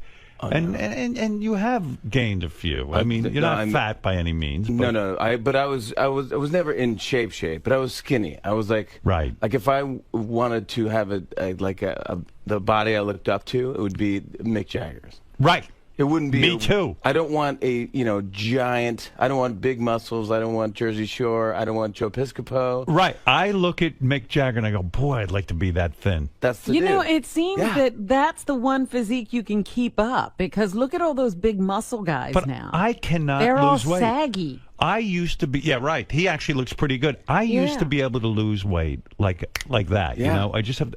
I'm starving myself because I bought all these new clothes for America's Got Talent, and they're going live, and I can't lose a pound, and I'm telling you, I'm not eating anything. But that's the way to do it. But are you working out? Yeah, I go running. Yesterday, I was so fucking tired, and I go to Central Park. I'm running around like a lunatic. No, it's the dumbest thing. I'm downloading apps to make me run. And I go, this is the dumbest thing. I can't believe I'm downloading an app that says, go run. But do you run? I mean, do you actually I have do the it? app. You have an app. Yeah, I have an app that says run. If only the app could exercise for you. Should you start running, then you would have the app and you'd be all prepared. And I guess you would log all your mileage and all that kind of thing. I had a treadmill. I bought a treadmill, which is a big mistake. Right. Because you never use it. It's the dumbest investment I ever had. It becomes a hanger for clothes. It's very expensive. At one point, I had that, and I had a rowing machine, because I heard rowing machine, you get a lot of... Rowing is supposed to be great. So rowing machines both had dust on them. I would go in, I'd put on your show, and I'd listen to your show and try to row like I'm in a rowing team in Poet Society at Harvard. This is the dumbest thing. 30-something years ago when I started this show, I always pictured a guy in his car listening to it, never on his rowing machine. Oh, it was so lame. It's so. I wish. I'm telling you now because I don't do it anymore. But at one point, I had gloves, so I can grip. I can grip the rowing machine. Right. And it was just so dumb and a waste. But then I had a treadmill, and I ran on the treadmill, and maybe I'm just, maybe it's because I'm just so doughy. I made a lot of noise, and the neighbor comes up and knocks on my door, which I don't want. I don't want to talk to anybody. Right. So you kept the machines in your apartment? Yeah. Oh, I see. And I imagine it just wreaked havoc because those things are very loud. To have them in an apartment is outrageous. Yeah. And you're just pounding. I'm just pounding. It was like boom, boom, boom, boom. Yeah. My aunt used to have a guy that lived above her in Brooklyn who used to chop up pills every morning. Right. And you could hear him, and that was the alarm clock because he couldn't swallow his pills. And you go, that's her alarm clock. So I'm running on the thing, and I understand. Right. But it's not like I'm not up at like 6 in the morning pounding. Right. This is like 10. So what are you going to do if you're getting doughy? Are you cutting back on your calories? I don't know what to do. You don't. It's horrible. It's a thing I have to embrace because I don't know what to do. But I eat pretty well. Yeah. Do you? Yeah. Like, did you have a breakfast this morning? I had some oatmeal this morning. Oatmeal. That's it. That's Just oatmeal. good. That's good. Right? Yeah, but I'm normally not up at this point. Right. That's true. But So you'll eat a lot today. What time do you normally get up? Like last night, I had a Philly cheesesteak on the way back. I was on QVC last night. Yeah. Now I would QVC? think you would not go on QVC. Well, that here's it the wouldn't thing. be cool, so to speak. Oh, that's why I just want to see what it is. Right. I want to go to this thing because I want to sell this record. All right. So you've got a new record out. Yeah. Why would you? If you go on QVC, I happen to know something about this. You've got to give them a cut of everything you sell, right? Yeah, well, I'm giving everyone a cut anyway. You are? I mean, NBC's getting more money than I'm getting for this. Because a lot of the stuff on the CD are performances that you did on television. Yeah. And so they have the rights to it. Yep. So they're going to get a cut, and QVC's going to get a cut. And and then the record label gets a cut, and then every guest star on the album. Why put it out? Where do you get money up front? How do you make any money with this thing? I really don't make it. The way I do it, I think in the future somehow I'll make money. Like more people will watch my show, or more people will know who I am, or what the things we do on our show. That is actually your strategy with your show. Because you're on late at night, 12:30 at night, a lot of people don't get to stay up and watch it. And I know that you make everything available on the Internet. And it's true. I mean, those clips do go viral and they go big. But then they have to take them down. What do you mean? Well, I think it's a Writers Guild thing. Right. Remember when the Writers Guild had the strike? They had a thing about internet rights and all this stuff. So we're only allowed to put certain sketches up for like 2 months. Oh, and then otherwise they'd have to be paid or something like that. Yes. And NBC doesn't want to pay for that, which is fine. But it's a bummer for the writers who want to see their sketches on the. But it is true. I mean, I really do. I see more of your show on the Internet. Yeah, which a lot of people do, or in a taxi cab or something. Did you think when I appeared on your show the last time that I was overly rude to Mick Taylor of the Rolling Stones? Absolutely not. Was there any fallout from that? I mean, because I was kidding him about leaving the Rolling Stones, but I did it lovingly. I do love Mick Taylor. No, as I was leaving, I said goodbye to him, and I gave him like a man hug. And he came in, he goes, I'm sorry about my friend over there. Next time I'd love to hear you talk more. Like, that was his So he joke. wasn't upset with me, was No, he? not at all. He was a good sport. Great sport, totally laughing. Some people on my staff was like, that was pretty harsh. I was like, Yeah, I got a lot of feedback where people said, wow, you really ripped Mick Taylor a new asshole. oh no, in fact, like, I felt like you guys had done that before. You know, I had a disappointing moment with your show because I really enjoyed my last appearance. I had a great time. Yeah. But you and I broke into a song, a Rolling Stones song. We sang to the audience in the commercial break, and I had a feeling you would include that somehow. Or you can't include that because you don't have the rights to the song? Is that it? What happened there? There was no interest in airing that? I didn't want to air it. Why? Because you're now a judge of singing. Oh, yeah. But, I mean, I know I'm not a good singer. Yeah, but I don't want to put that out just since your debut. I thought that was a fun, spontaneous moment. I could put that up. Well, no one told us that. I was ready to put up, but I go, you know what? Maybe Howard doesn't want that. Maybe he doesn't want this. It was a commercial break. He's a singing judge now. I see. You were protecting me. I was trying to protect you. I so don't know from that. You know, I don't protect anybody. I said, well, maybe he doesn't want that because now he's got to be telling someone, hey, you sing awful. You're a nice guy like that. You do protect your guests. I try to. I mean, I do up to a point, where it's like as much as I can. If you're going to be rude to me, then I won't do anything. I'm just like, I'll let you sing. It's like, fuck you. Yeah, exactly. Yeah, I mean, right. what am I going to do? But it's like, I think for the most part, I'm happy you're doing the show, and it's all just kudos for me and our show. Who are you friendly with in terms of other talk shows? Let me get this, because the landscape, and I want you to be honest, I don't want you to be diplomatic. Yeah. I know you're friends with Jay Leno. You called him when you had to interview Obama. You got advice from him, Yes. as you said, and you got advice from me. And I got advice from Barbara Walters, too. Right. Yeah. But Conan is a close friend of yours, right? No. Oh. Yeah, I don't really... Not anymore? No, we were never close. Oh, I thought you were friendly with Conan. I'm friendly with him. Yeah, we're not friends. Did you not... Is he upset that you took over his whole time slot? No. No. But is he upset that you side with Leno in the big feud? Nothing to me. He's come on the show. I mean, there's no sense. I mean, I'm not really part of that whole thing. So. Oh, I thought you were friends with him. With who? With Conan. No, I'm friends with him. No, I'm not close. No. I'm not close really with any of the hosts. You're a hard guy to get close to. I've tried to hang out with you. It's impossible. You really want nothing to do with me. You really What did you say? You were telling us the story about how you thought you were with him and then he left you and went to somebody else? No. I ran into Jimmy when I was in Los Angeles, and he came over to the table, and we were eating together. He was having a smoothie, and I was eating a salad or something, and I was with my wife, and then he quickly got up after a while to leave, and it was because Lorne Michaels and a whole power table were waiting for him somewhere else. That power table converged. You are a very social guy. Beckham was there, yeah. Yes. Beckham was by the pool. Enjoying the water, Jimmy. Yeah. He didn't talk to me because, you know me. How cool is that guy?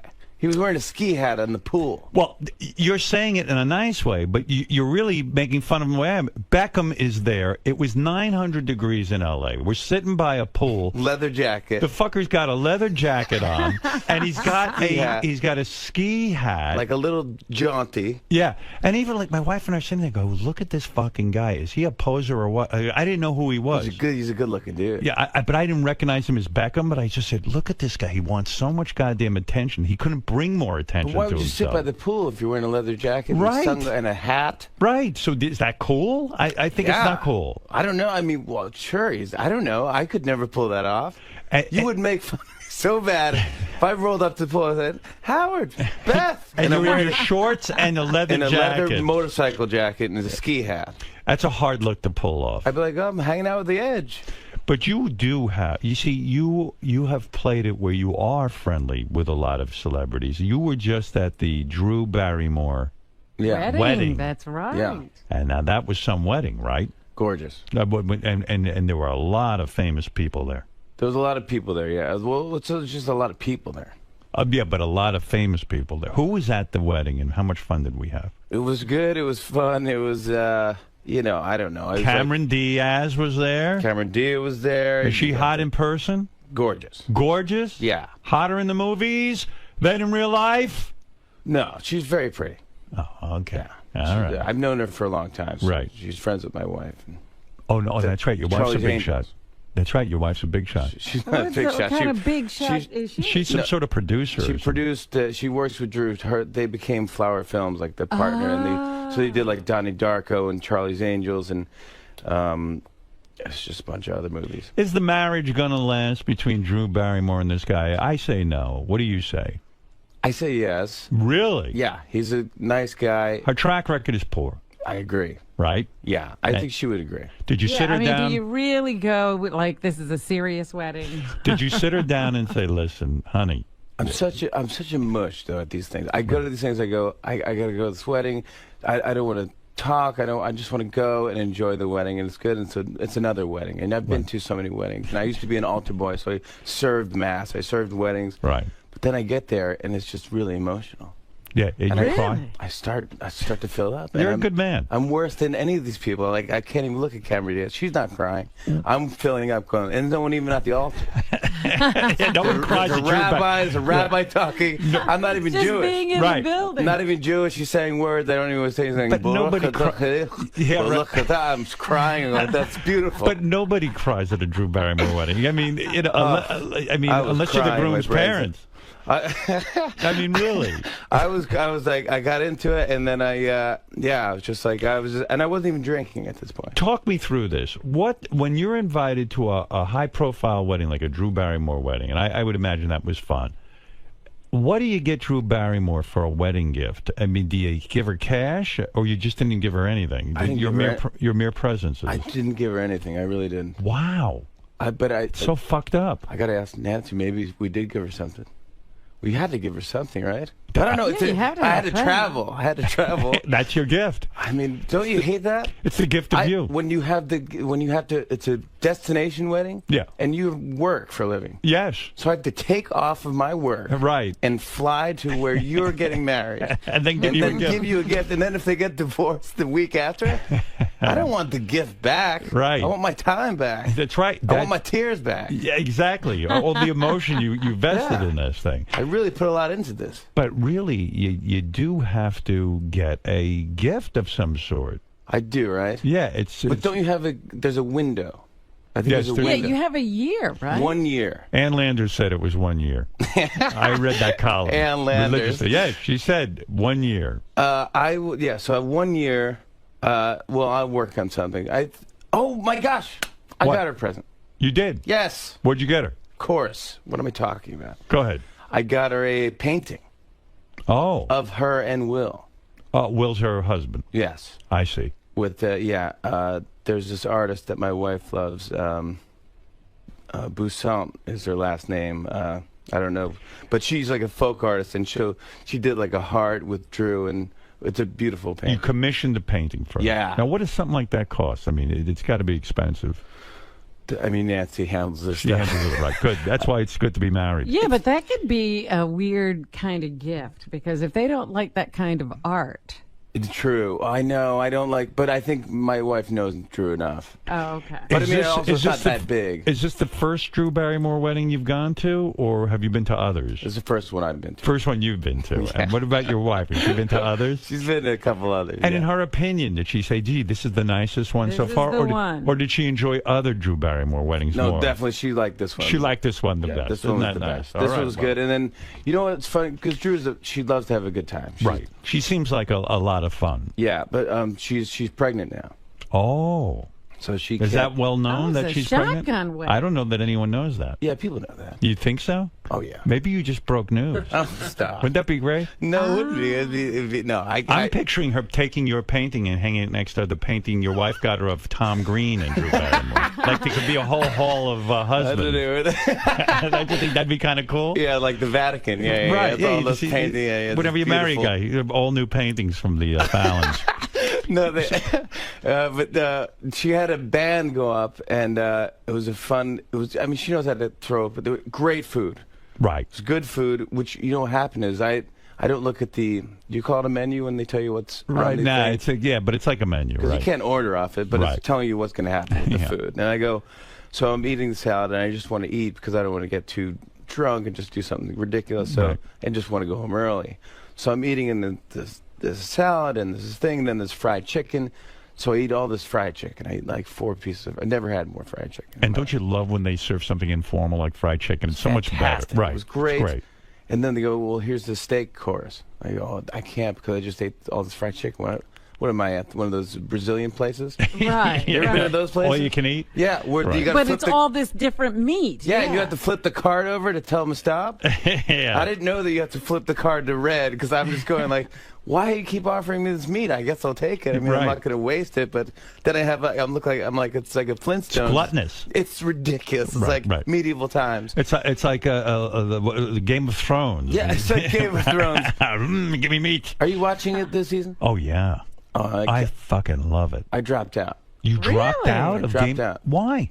I don't know. I couldn't put up the second episode. I don't get this. In other words, there's too many characters, too much dialogue. 150 characters. It's like Twitter. It's like 140. There's Peter Dinklage is just getting blowjobs left and right. And I go, yeah. What world is what this? What is this? That's why it's TV, it's fantasy. Well, people at work, they go, no, this is the way it was back then. I go, it's No, it fiction. wasn't. That's right. It's a made-up world. What do you mean it's back like then? saying that's the way things are in Alice in Wonderland. You mean just be magic? Yeah, you eat a mushroom, you get things. Like, you're basing your fact on fiction. It's not even an argument. I can't even have this argument. So who's at your table at the Drew Barrymore? I mean, imagine a powerful table of wonderful entertainers Yeah, who do all they sit making you jokes. And like you say, you got to be on your game almost because you can't get too drunk. There's a lot of heavy hitters there. Yeah, I was at Drew's table. Oh. So I was with Drew and Will. Oh, my And my goodness. wife Nancy. Nancy had to get up and speak and say something. Is she articulate, your wife? Are you Yeah. embarrassed? Did you help for her with what she had to say? I didn't. I tried to, and then I tried to give her a joke. It just didn't work. What was the joke? Well, I was going to say a joke about something like that. I don't know why. She's just so nervous doing this. I don't know why I try to give her a joke. I say, well, at the end, say, look, now that we're family, Jimmy wants to stay at your parents' summer home this summer because they have a great summer home in Maine. It wasn't even that funny going into it. That was the joke? Yeah. No wonder she didn't use it. What is that? I think she did use it. So it's you, Drew. Yeah. Who else is at the table? Scarlett Johansson was there. Scarlett Johansson's at the table. No, it's not at the table. She was there. What's she wearing? They're all just look gorgeous. Everyone's dressed up nice And for the with wedding. the titties out and the whole thing, right? Yeah, sure, I guess. Of course. What do you mean, I guess? What, you're not a man? Well, I am a man, but what are you talking about? I don't know what that means. Titty dress. Well, they're flashing things. Girls always have their titties out at these weddings. I don't know. I didn't see You're that. such a polite guy. You won't even look at their titties. I didn't know. They wear those gowns, with the titties. I know you keep saying that, but I don't know what you're talking about. It's All a right. gown. It's a gown. All right. Yeah. And does Drew Barrymore wear white? Does she? She wore white. It looked beautiful. Well, virginal Chanel, white. Yeah. Chanel is Will's family's in. Oh, I see. So everyone wore Chanel. Cameron, Chanel. Well, I'm happy for her, I guess. Yeah. I mean, why not? Why shouldn't I? I hope she's happy. She was great. She was super happy, and it was at her home. I was at it was Montecito. I was in Montecito. But the mother's not. Drew Barrymore doesn't get along with. I know the mother. I used to have her on the show all the time. She was a firecracker. Yeah. But the mother doesn't get to go to the wedding, right? No. Wow. Oy vey. Yeah. Not on. I don't think she was there. I didn't run into her. You didn't see her walking Drew down the aisle? You would have noticed. No, I would have. Yeah. Believe me, yeah. You would have. I would have seen it. Sad, though, right? Is she outside protesting? I heard she holds up a sign and she goes, I'm against this wedding. Yeah, I didn't see that either. No. Yeah, it's sad, right? Well, yeah, I guess so. I mean, Yeah. it's a bummer. It's like you just, I don't know. I don't know the whole scoop, so. Right. You don't get involved that way. But this is a weird story. So I go to, my wife's getting ready for all the bridesmaids, and so I go out to lunch in Montecito. Right. I'd never been to Montecito. It's beautiful, right? I've never been Beach either. place, Yeah. fine. Right. And so I go there, and I walk to this place. I go, maybe I'll just sit down. I'll have something to eat, and I'll get a glass of wine or whatever. Drink in the afternoon. I don't care. I got nothing to do. Right. So I go in. I go to this place. This guy comes over. He goes, what would you like? And I look at the thing. I go, hey, buddy, I'd like to get this white bean salad or something. And then he goes, and then a pizza and a glass of wine. He goes, all right. I go, No wonder thanks, you're buddy. doughy. You ordered a pizza, a white bean salad, and wine? It's a lot of starch. Maron, that's a lot of calories. But go ahead. All right. So I can lose weight then, I can tell you. That's right. Cut out after Go ahead. So anyways, I go, so the guy, I go, I'm sorry to keep calling you buddy. What is your name? So he goes, my name's Josh. I go, okay, Josh. Thanks, buddy. Thanks, Josh. Right. So he leaves. He comes back. He brings the white bean salad and the wine. And it looks like there's mayonnaise on the white bean salad. You don't want that. I hate mayonnaise. Right. And it's 90 degrees outside. Right. So it's like hot mayonnaise. So I'm just sitting there, and I'm drinking my wine, waiting for Josh to come back. Right. So he finally comes back, and I'm halfway through my wine, and I go, I don't want to get hammered. Right. I just want to eat my lunch, get fat, and get out of here. Right. So he comes back, and I go, hey, sorry, Josh, but is there mayonnaise in this thing? He goes, let me check with the chef. So then he leaves again for 3 minutes. So now I'm done with the wine. I'm licking Haven't the eaten bottom of the anything. glass. Now Right. I'm getting buzzed. He comes back and he goes, the chef said it's red wine, it's vinaigrette, and it's the rest is a surprise. A surprise. Surprise. And then he leaves again. Right. So I'm staring at this thing. I go, I'm not going to eat this. No. Surprise. What if the surprise is mayonnaise? Right. You idiot. I want to know if there's mayonnaise. Yeah, that's why I asked you a question. So Right. anyways, he comes back and he goes, oh, you didn't touch the salad. I go, no, I don't like mayonnaise. I like creamy stuff. So I'm sorry. I didn't. He goes, all right. Let me get the chef will probably want to bring. I go, I don't want anything else. Yeah, twink it out of Just here. bring me a pizza and I get the check. I want to get out now. I'm mad. Spending your life at the mad. You're getting drunk. restaurant I'm getting Montecito. drunk, and so then he brings me another glass of wine on the house because I got the mayonnaise. And I go, thank you, Josh. He goes, no problem. He goes, yeah. So then he brings the pizza over, and I go, Josh, this looks amazing. Thank you so much. He leaves. The manager comes over. Right. Excuse me. Can I just ask, is everything okay? Yeah. And I go, everything's fine. But now you're making a scene. Yeah, Right. the big scene. So then I don't want to get Josh fired. Right. So I go, by the way, and it's a true story. I go, by the way, Josh is great. Right. She goes, he's married. So I'm hammered. Yeah. I'm hammered. Right. But she thinks I'm hitting on the. I never see Josh again. He leaves. Oh my God. He thinks I was hitting on him. Oh my God. I go, this That's is a amazing. nightmare. Maybe you give off that vibe a little bit. Like a little. Because you're such a nice. You do have a little bit of a gay vibe. Too much. A gay vibe, effeminate. I used to think sometimes you were gay. Yeah. I've had that thought. Yeah. I had this whole imaginary life for you that you married, but your wife's a beard, and you go over to Lorne Michaels' table and you're staring at Beckham. And no, you know what it is? Because you're a nice guy. Because I don't know if it's an act, but like you, the guy. Hey, I don't know. What do I have to do? I don't know this titty dress. Josh? You have to but you're very. You're so guys aren't respectful. Right. They're lewd. We have penises and they rule our lives. And, and I you should be watching Game of Thrones. Well, yes. It seems like you've overcome the urge, to be gross but you must fart and do weird shit things right. I mean, like any other guy. I don't know. You don't know. No, I don't remember. You don't even shit. I don't. Do you ever use foul language? No. I do now and then, sure. I don't get that impression. I think. I do. Sure, I do sometimes. But it's like when you're just goofing around, or right. You will do that with your friends. Yeah. Now, talk to me about the new album for a second. I see you have your guitar here, which always excites me because I was telling Robin, this audition tape that you did when you were on Saturday Night Live, it was so fantastic. How old were you then? I think I was 23. And you were smart about it. You grabbed your guitar and you started to play the guitar. Yeah. And you went through quick musical impressions. And I love that because, first of all, it's brief. Yeah. Sucks me in, you give a funny line, and you're on to the next thing. And you like to give the impression that you're almost just coming up with it off the top of your head. That's the trick to a great stand-up or a great audition for Saturday Night Live. Do you think, have you ever seen anybody else's audition tapes for Saturday Night Live? Yeah. Is yours the best?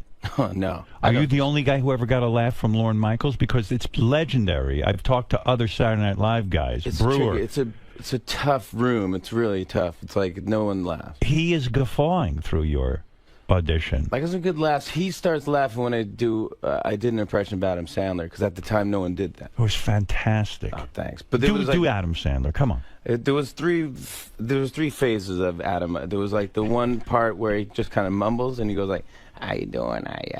It's good to see you, Howard. All right, good to be here." And then he does the thing where it's like, you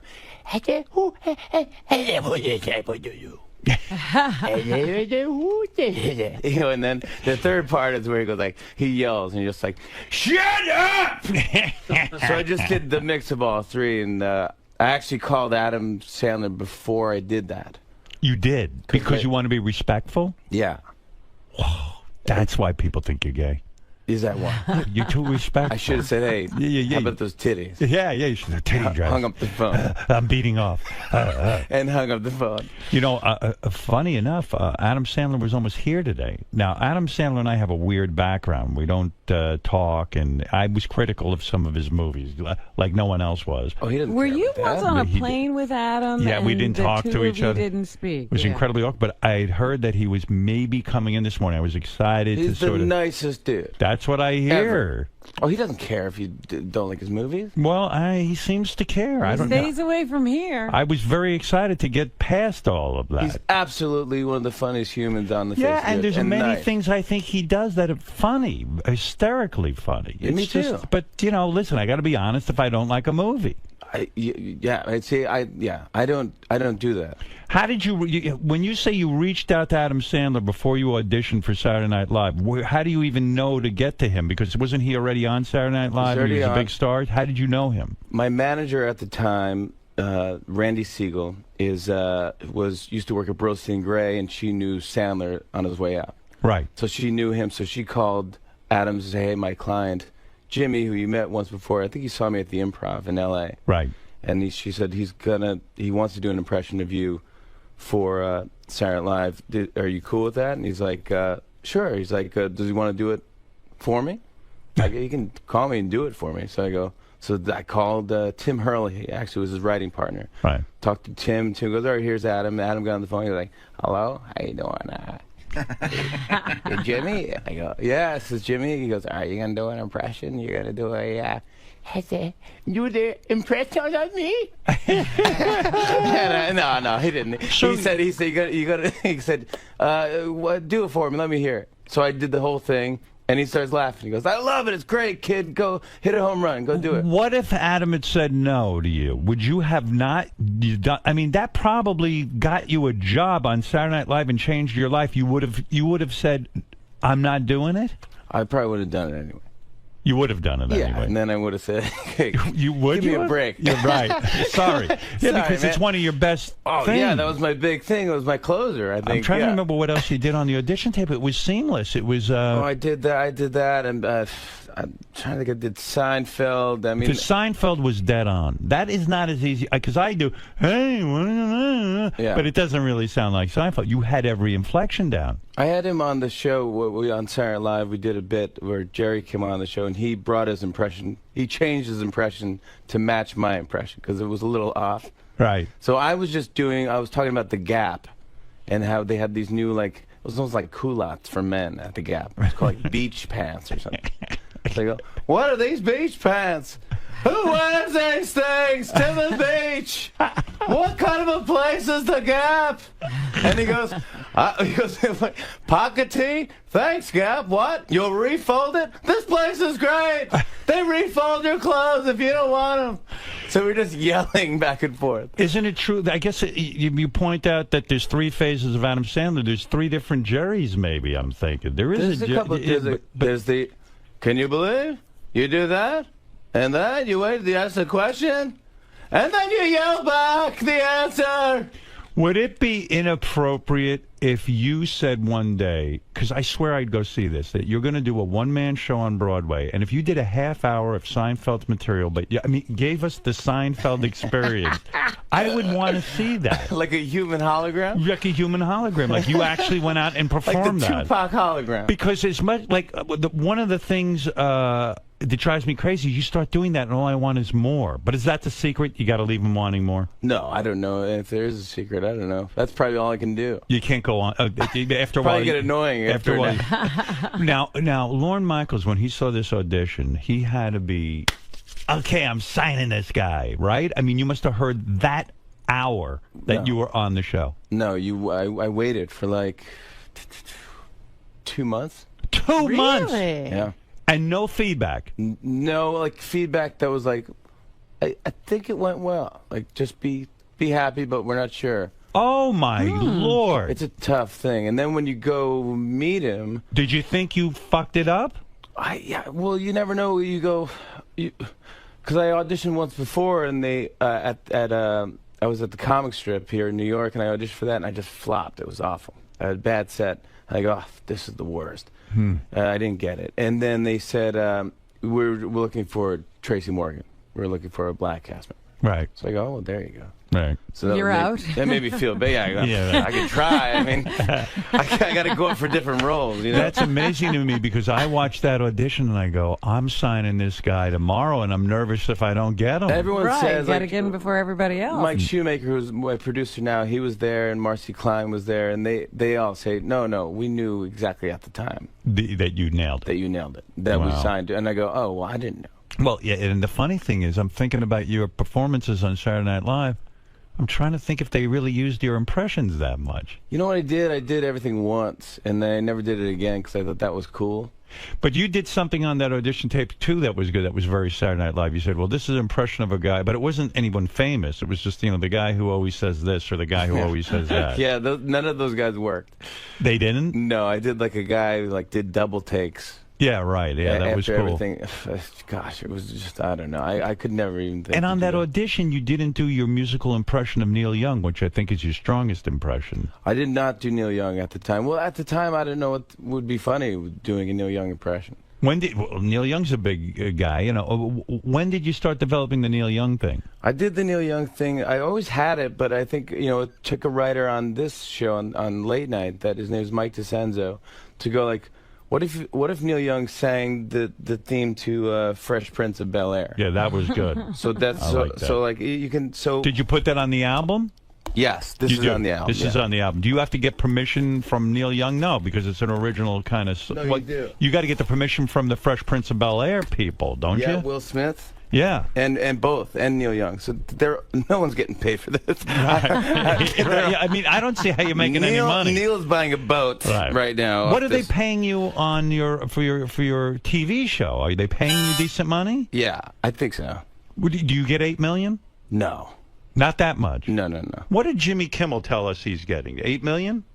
I don't remember. He's been on for like 10 years. He's been on I keep trying to get. Years. Would it be weird? You guys compete against each other in some way, right? Not really. Don't you think? I think at one point we do. At like 12:30 or 12 to 12:30. I go on at 12:30. He goes on at 12. Yeah, but I keep wanting to get you guys together, but I'm wondering if that would be weird in some way.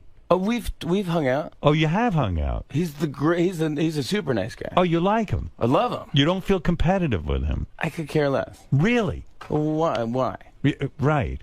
You got such a fucking healthy attitude. You must have had a great relationship with your parents. No. I wish. No. I did. I just moved them. I just moved them out of my childhood home. Oh, you did? They moved to Bronxville, New York. Oh, yeah. You had to sell the house, and you were trying to get someone cool to buy the house? I wanted somebody cool to buy it because I don't know what's going to happen with somebody. You feel attached to your childhood house? Kind of, yeah, a little bit. What did the house sell for? It didn't sell. Oh, it's still for sale? Still for sale. Where is it? It's in Saugerties, New York, which is upstate by Woodstock. And oh, yeah, forget it. You're going to hold on to that thing for the next 10 years. Yeah, I'm up Nobody's looking at Saugerties. And you got a stipulation that they be cool. Forget it. Yeah, exactly. And then it's like, exactly, it's a devil. Now, people tell me by cool you mean white people. Is that true? You're a racist? Horrible racist? That's basically what I'm saying. What is it, Gary? I was reading an interview with Jimmy in Rolling Stone, and I thought he was insinuating that his parents were like sort of super protective. Overly protective? They were, yeah. Very too much. My grandfather was a cop from Brooklyn, so my mom had an overprotective childhood. So I think me and my sister weren't allowed. She was my best friend, and we weren't allowed to we didn't have friends. We just kind of hung out with each other in the backyard. As a result, are you very afraid of the world? Because you strike me as a guy who'll get on a plane, you'll go to California, you go here, you go there, you're sucking the world in. I think I'm interested in that stuff. Because I didn't have that growing up. Like, I love to read Outside magazine. Right. Because I would never do half the stuff in this magazine. See, a guy crosses a crevasse. I'm a very fearful person, so I don't go anywhere. Last night I went to dinner with a couple. They said, Howard, Beth, join us next weekend. We want to put you on our private plane. We're going to go to Paris together. We're going to have an incredible time.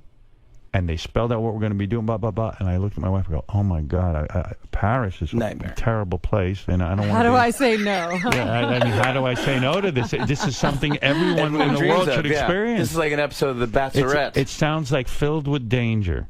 Yeah, because it's a private jet? No, because it's just... I just want to be foreign home. land? Yeah, I just want to be home with my dog and, you know. Yeah, it's I like going home. Yeah, you like that too? I like going home. I know my wife. I know she's gonna be like, right. Yeah. We watch the same things.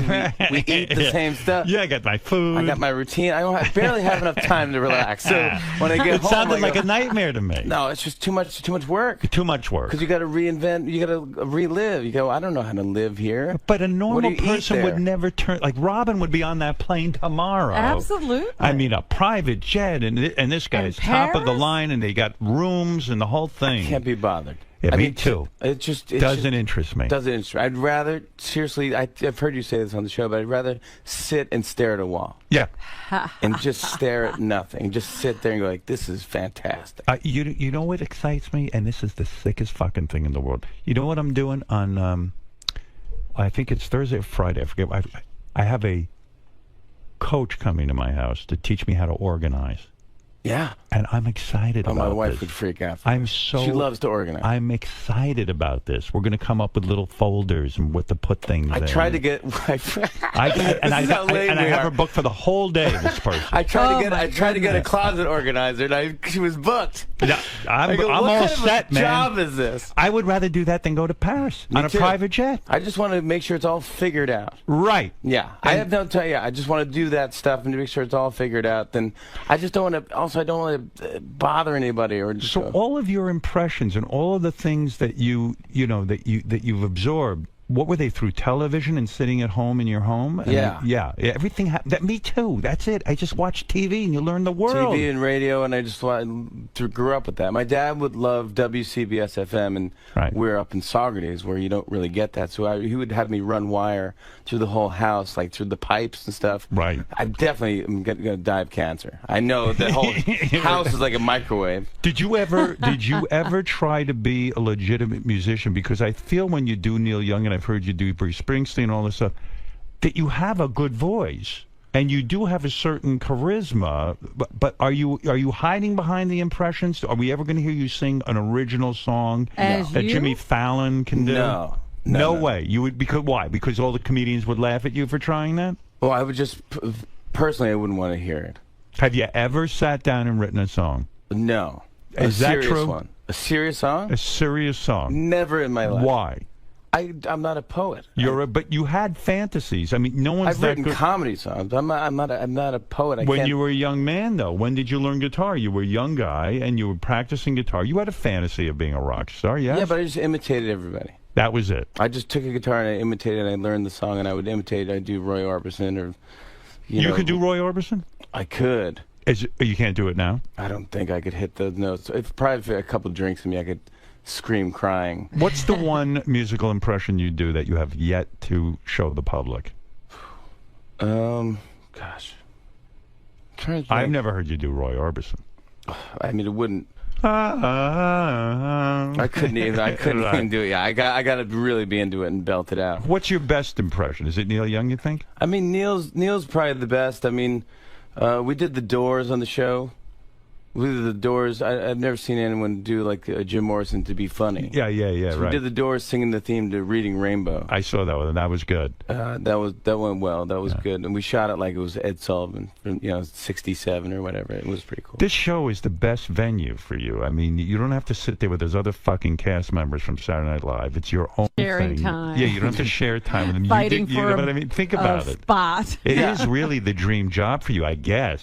Although that's fantastic. It's great. And you don't have to worry about like ratings versus this one or that one. It's I'm on so late. Are it's you like, dying to do the Tonight Show?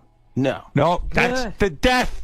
No, don't do it. I told you that. You'll know you're not going to have any fun anymore. They're going to knock you in the head every time the ratings dip. Yeah, I They'll can't drive be you worried crazy. about that stuff. What about Craig Ferguson? Are you friends with him? Yeah.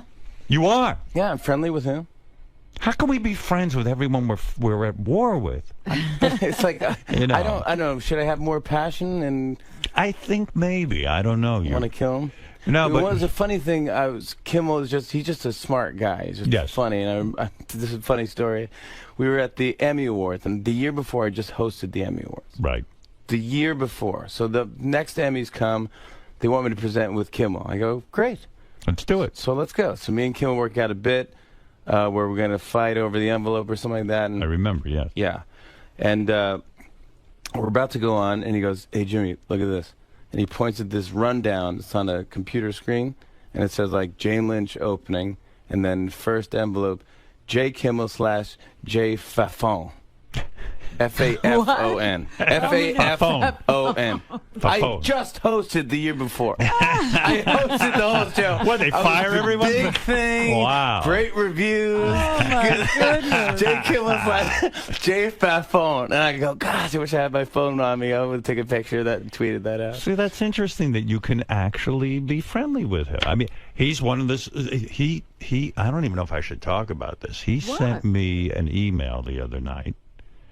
His girlfriend Molly is sitting on the toilet to pee, and he goes in with his phone and takes a picture and sends it to me. He goes, you see, I can take pictures of my girlfriend like you do of Beth. Oh my God! She wrote me a note. She goes, I'm going to kill him. She says, I'm going to give back to the earth after I chop him up and throw him in the ocean.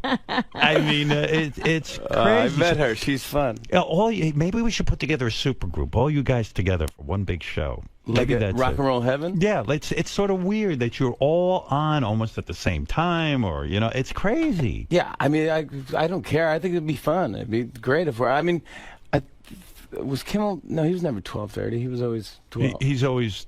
Was he 11:30? No, they won't put him on 12:15 or something. I said, put you on 11:30 with that stupid Nightline. We're 12:37. Remember, he just got 5 minutes. Yeah, he's got to bug up his ass. He wants to get on at 11:30. I said, what do you care? It's so great. We're on 12:37. I want to be on at 12:36. Does it matter? 12:36 is going to change everything. I mean, does it matter if I'm on at 12:41? He's got all kinds of theories. If you get on a little bit early, then your ratings and blah, blah, blah. He's got the whole thing figured out. But then what happens? You don't check the ratings. I don't care. You then don't what care. happens? So what if we got an amazing rating? Right. Now we got to book, the magician every week?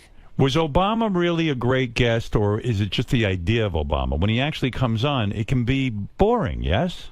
I don't know. I thought it was fantastic. I didn't see it. Oh, it was great. But do you have to be different with him than he's the president, so right. You got to be respectful. I'm respectful, but I don't change. I'm the same with anyone. Right, but he got up and sang with you. That was exciting, right? He did slow down the news, and when you have the president on the show, they go, he wants to meet you alone. He doesn't want to meet you with an assistant or a stage manager. Oh. When the president arrives, you should greet him. Now, the president goes to like a dressing room like I do when I do your show. Is that where you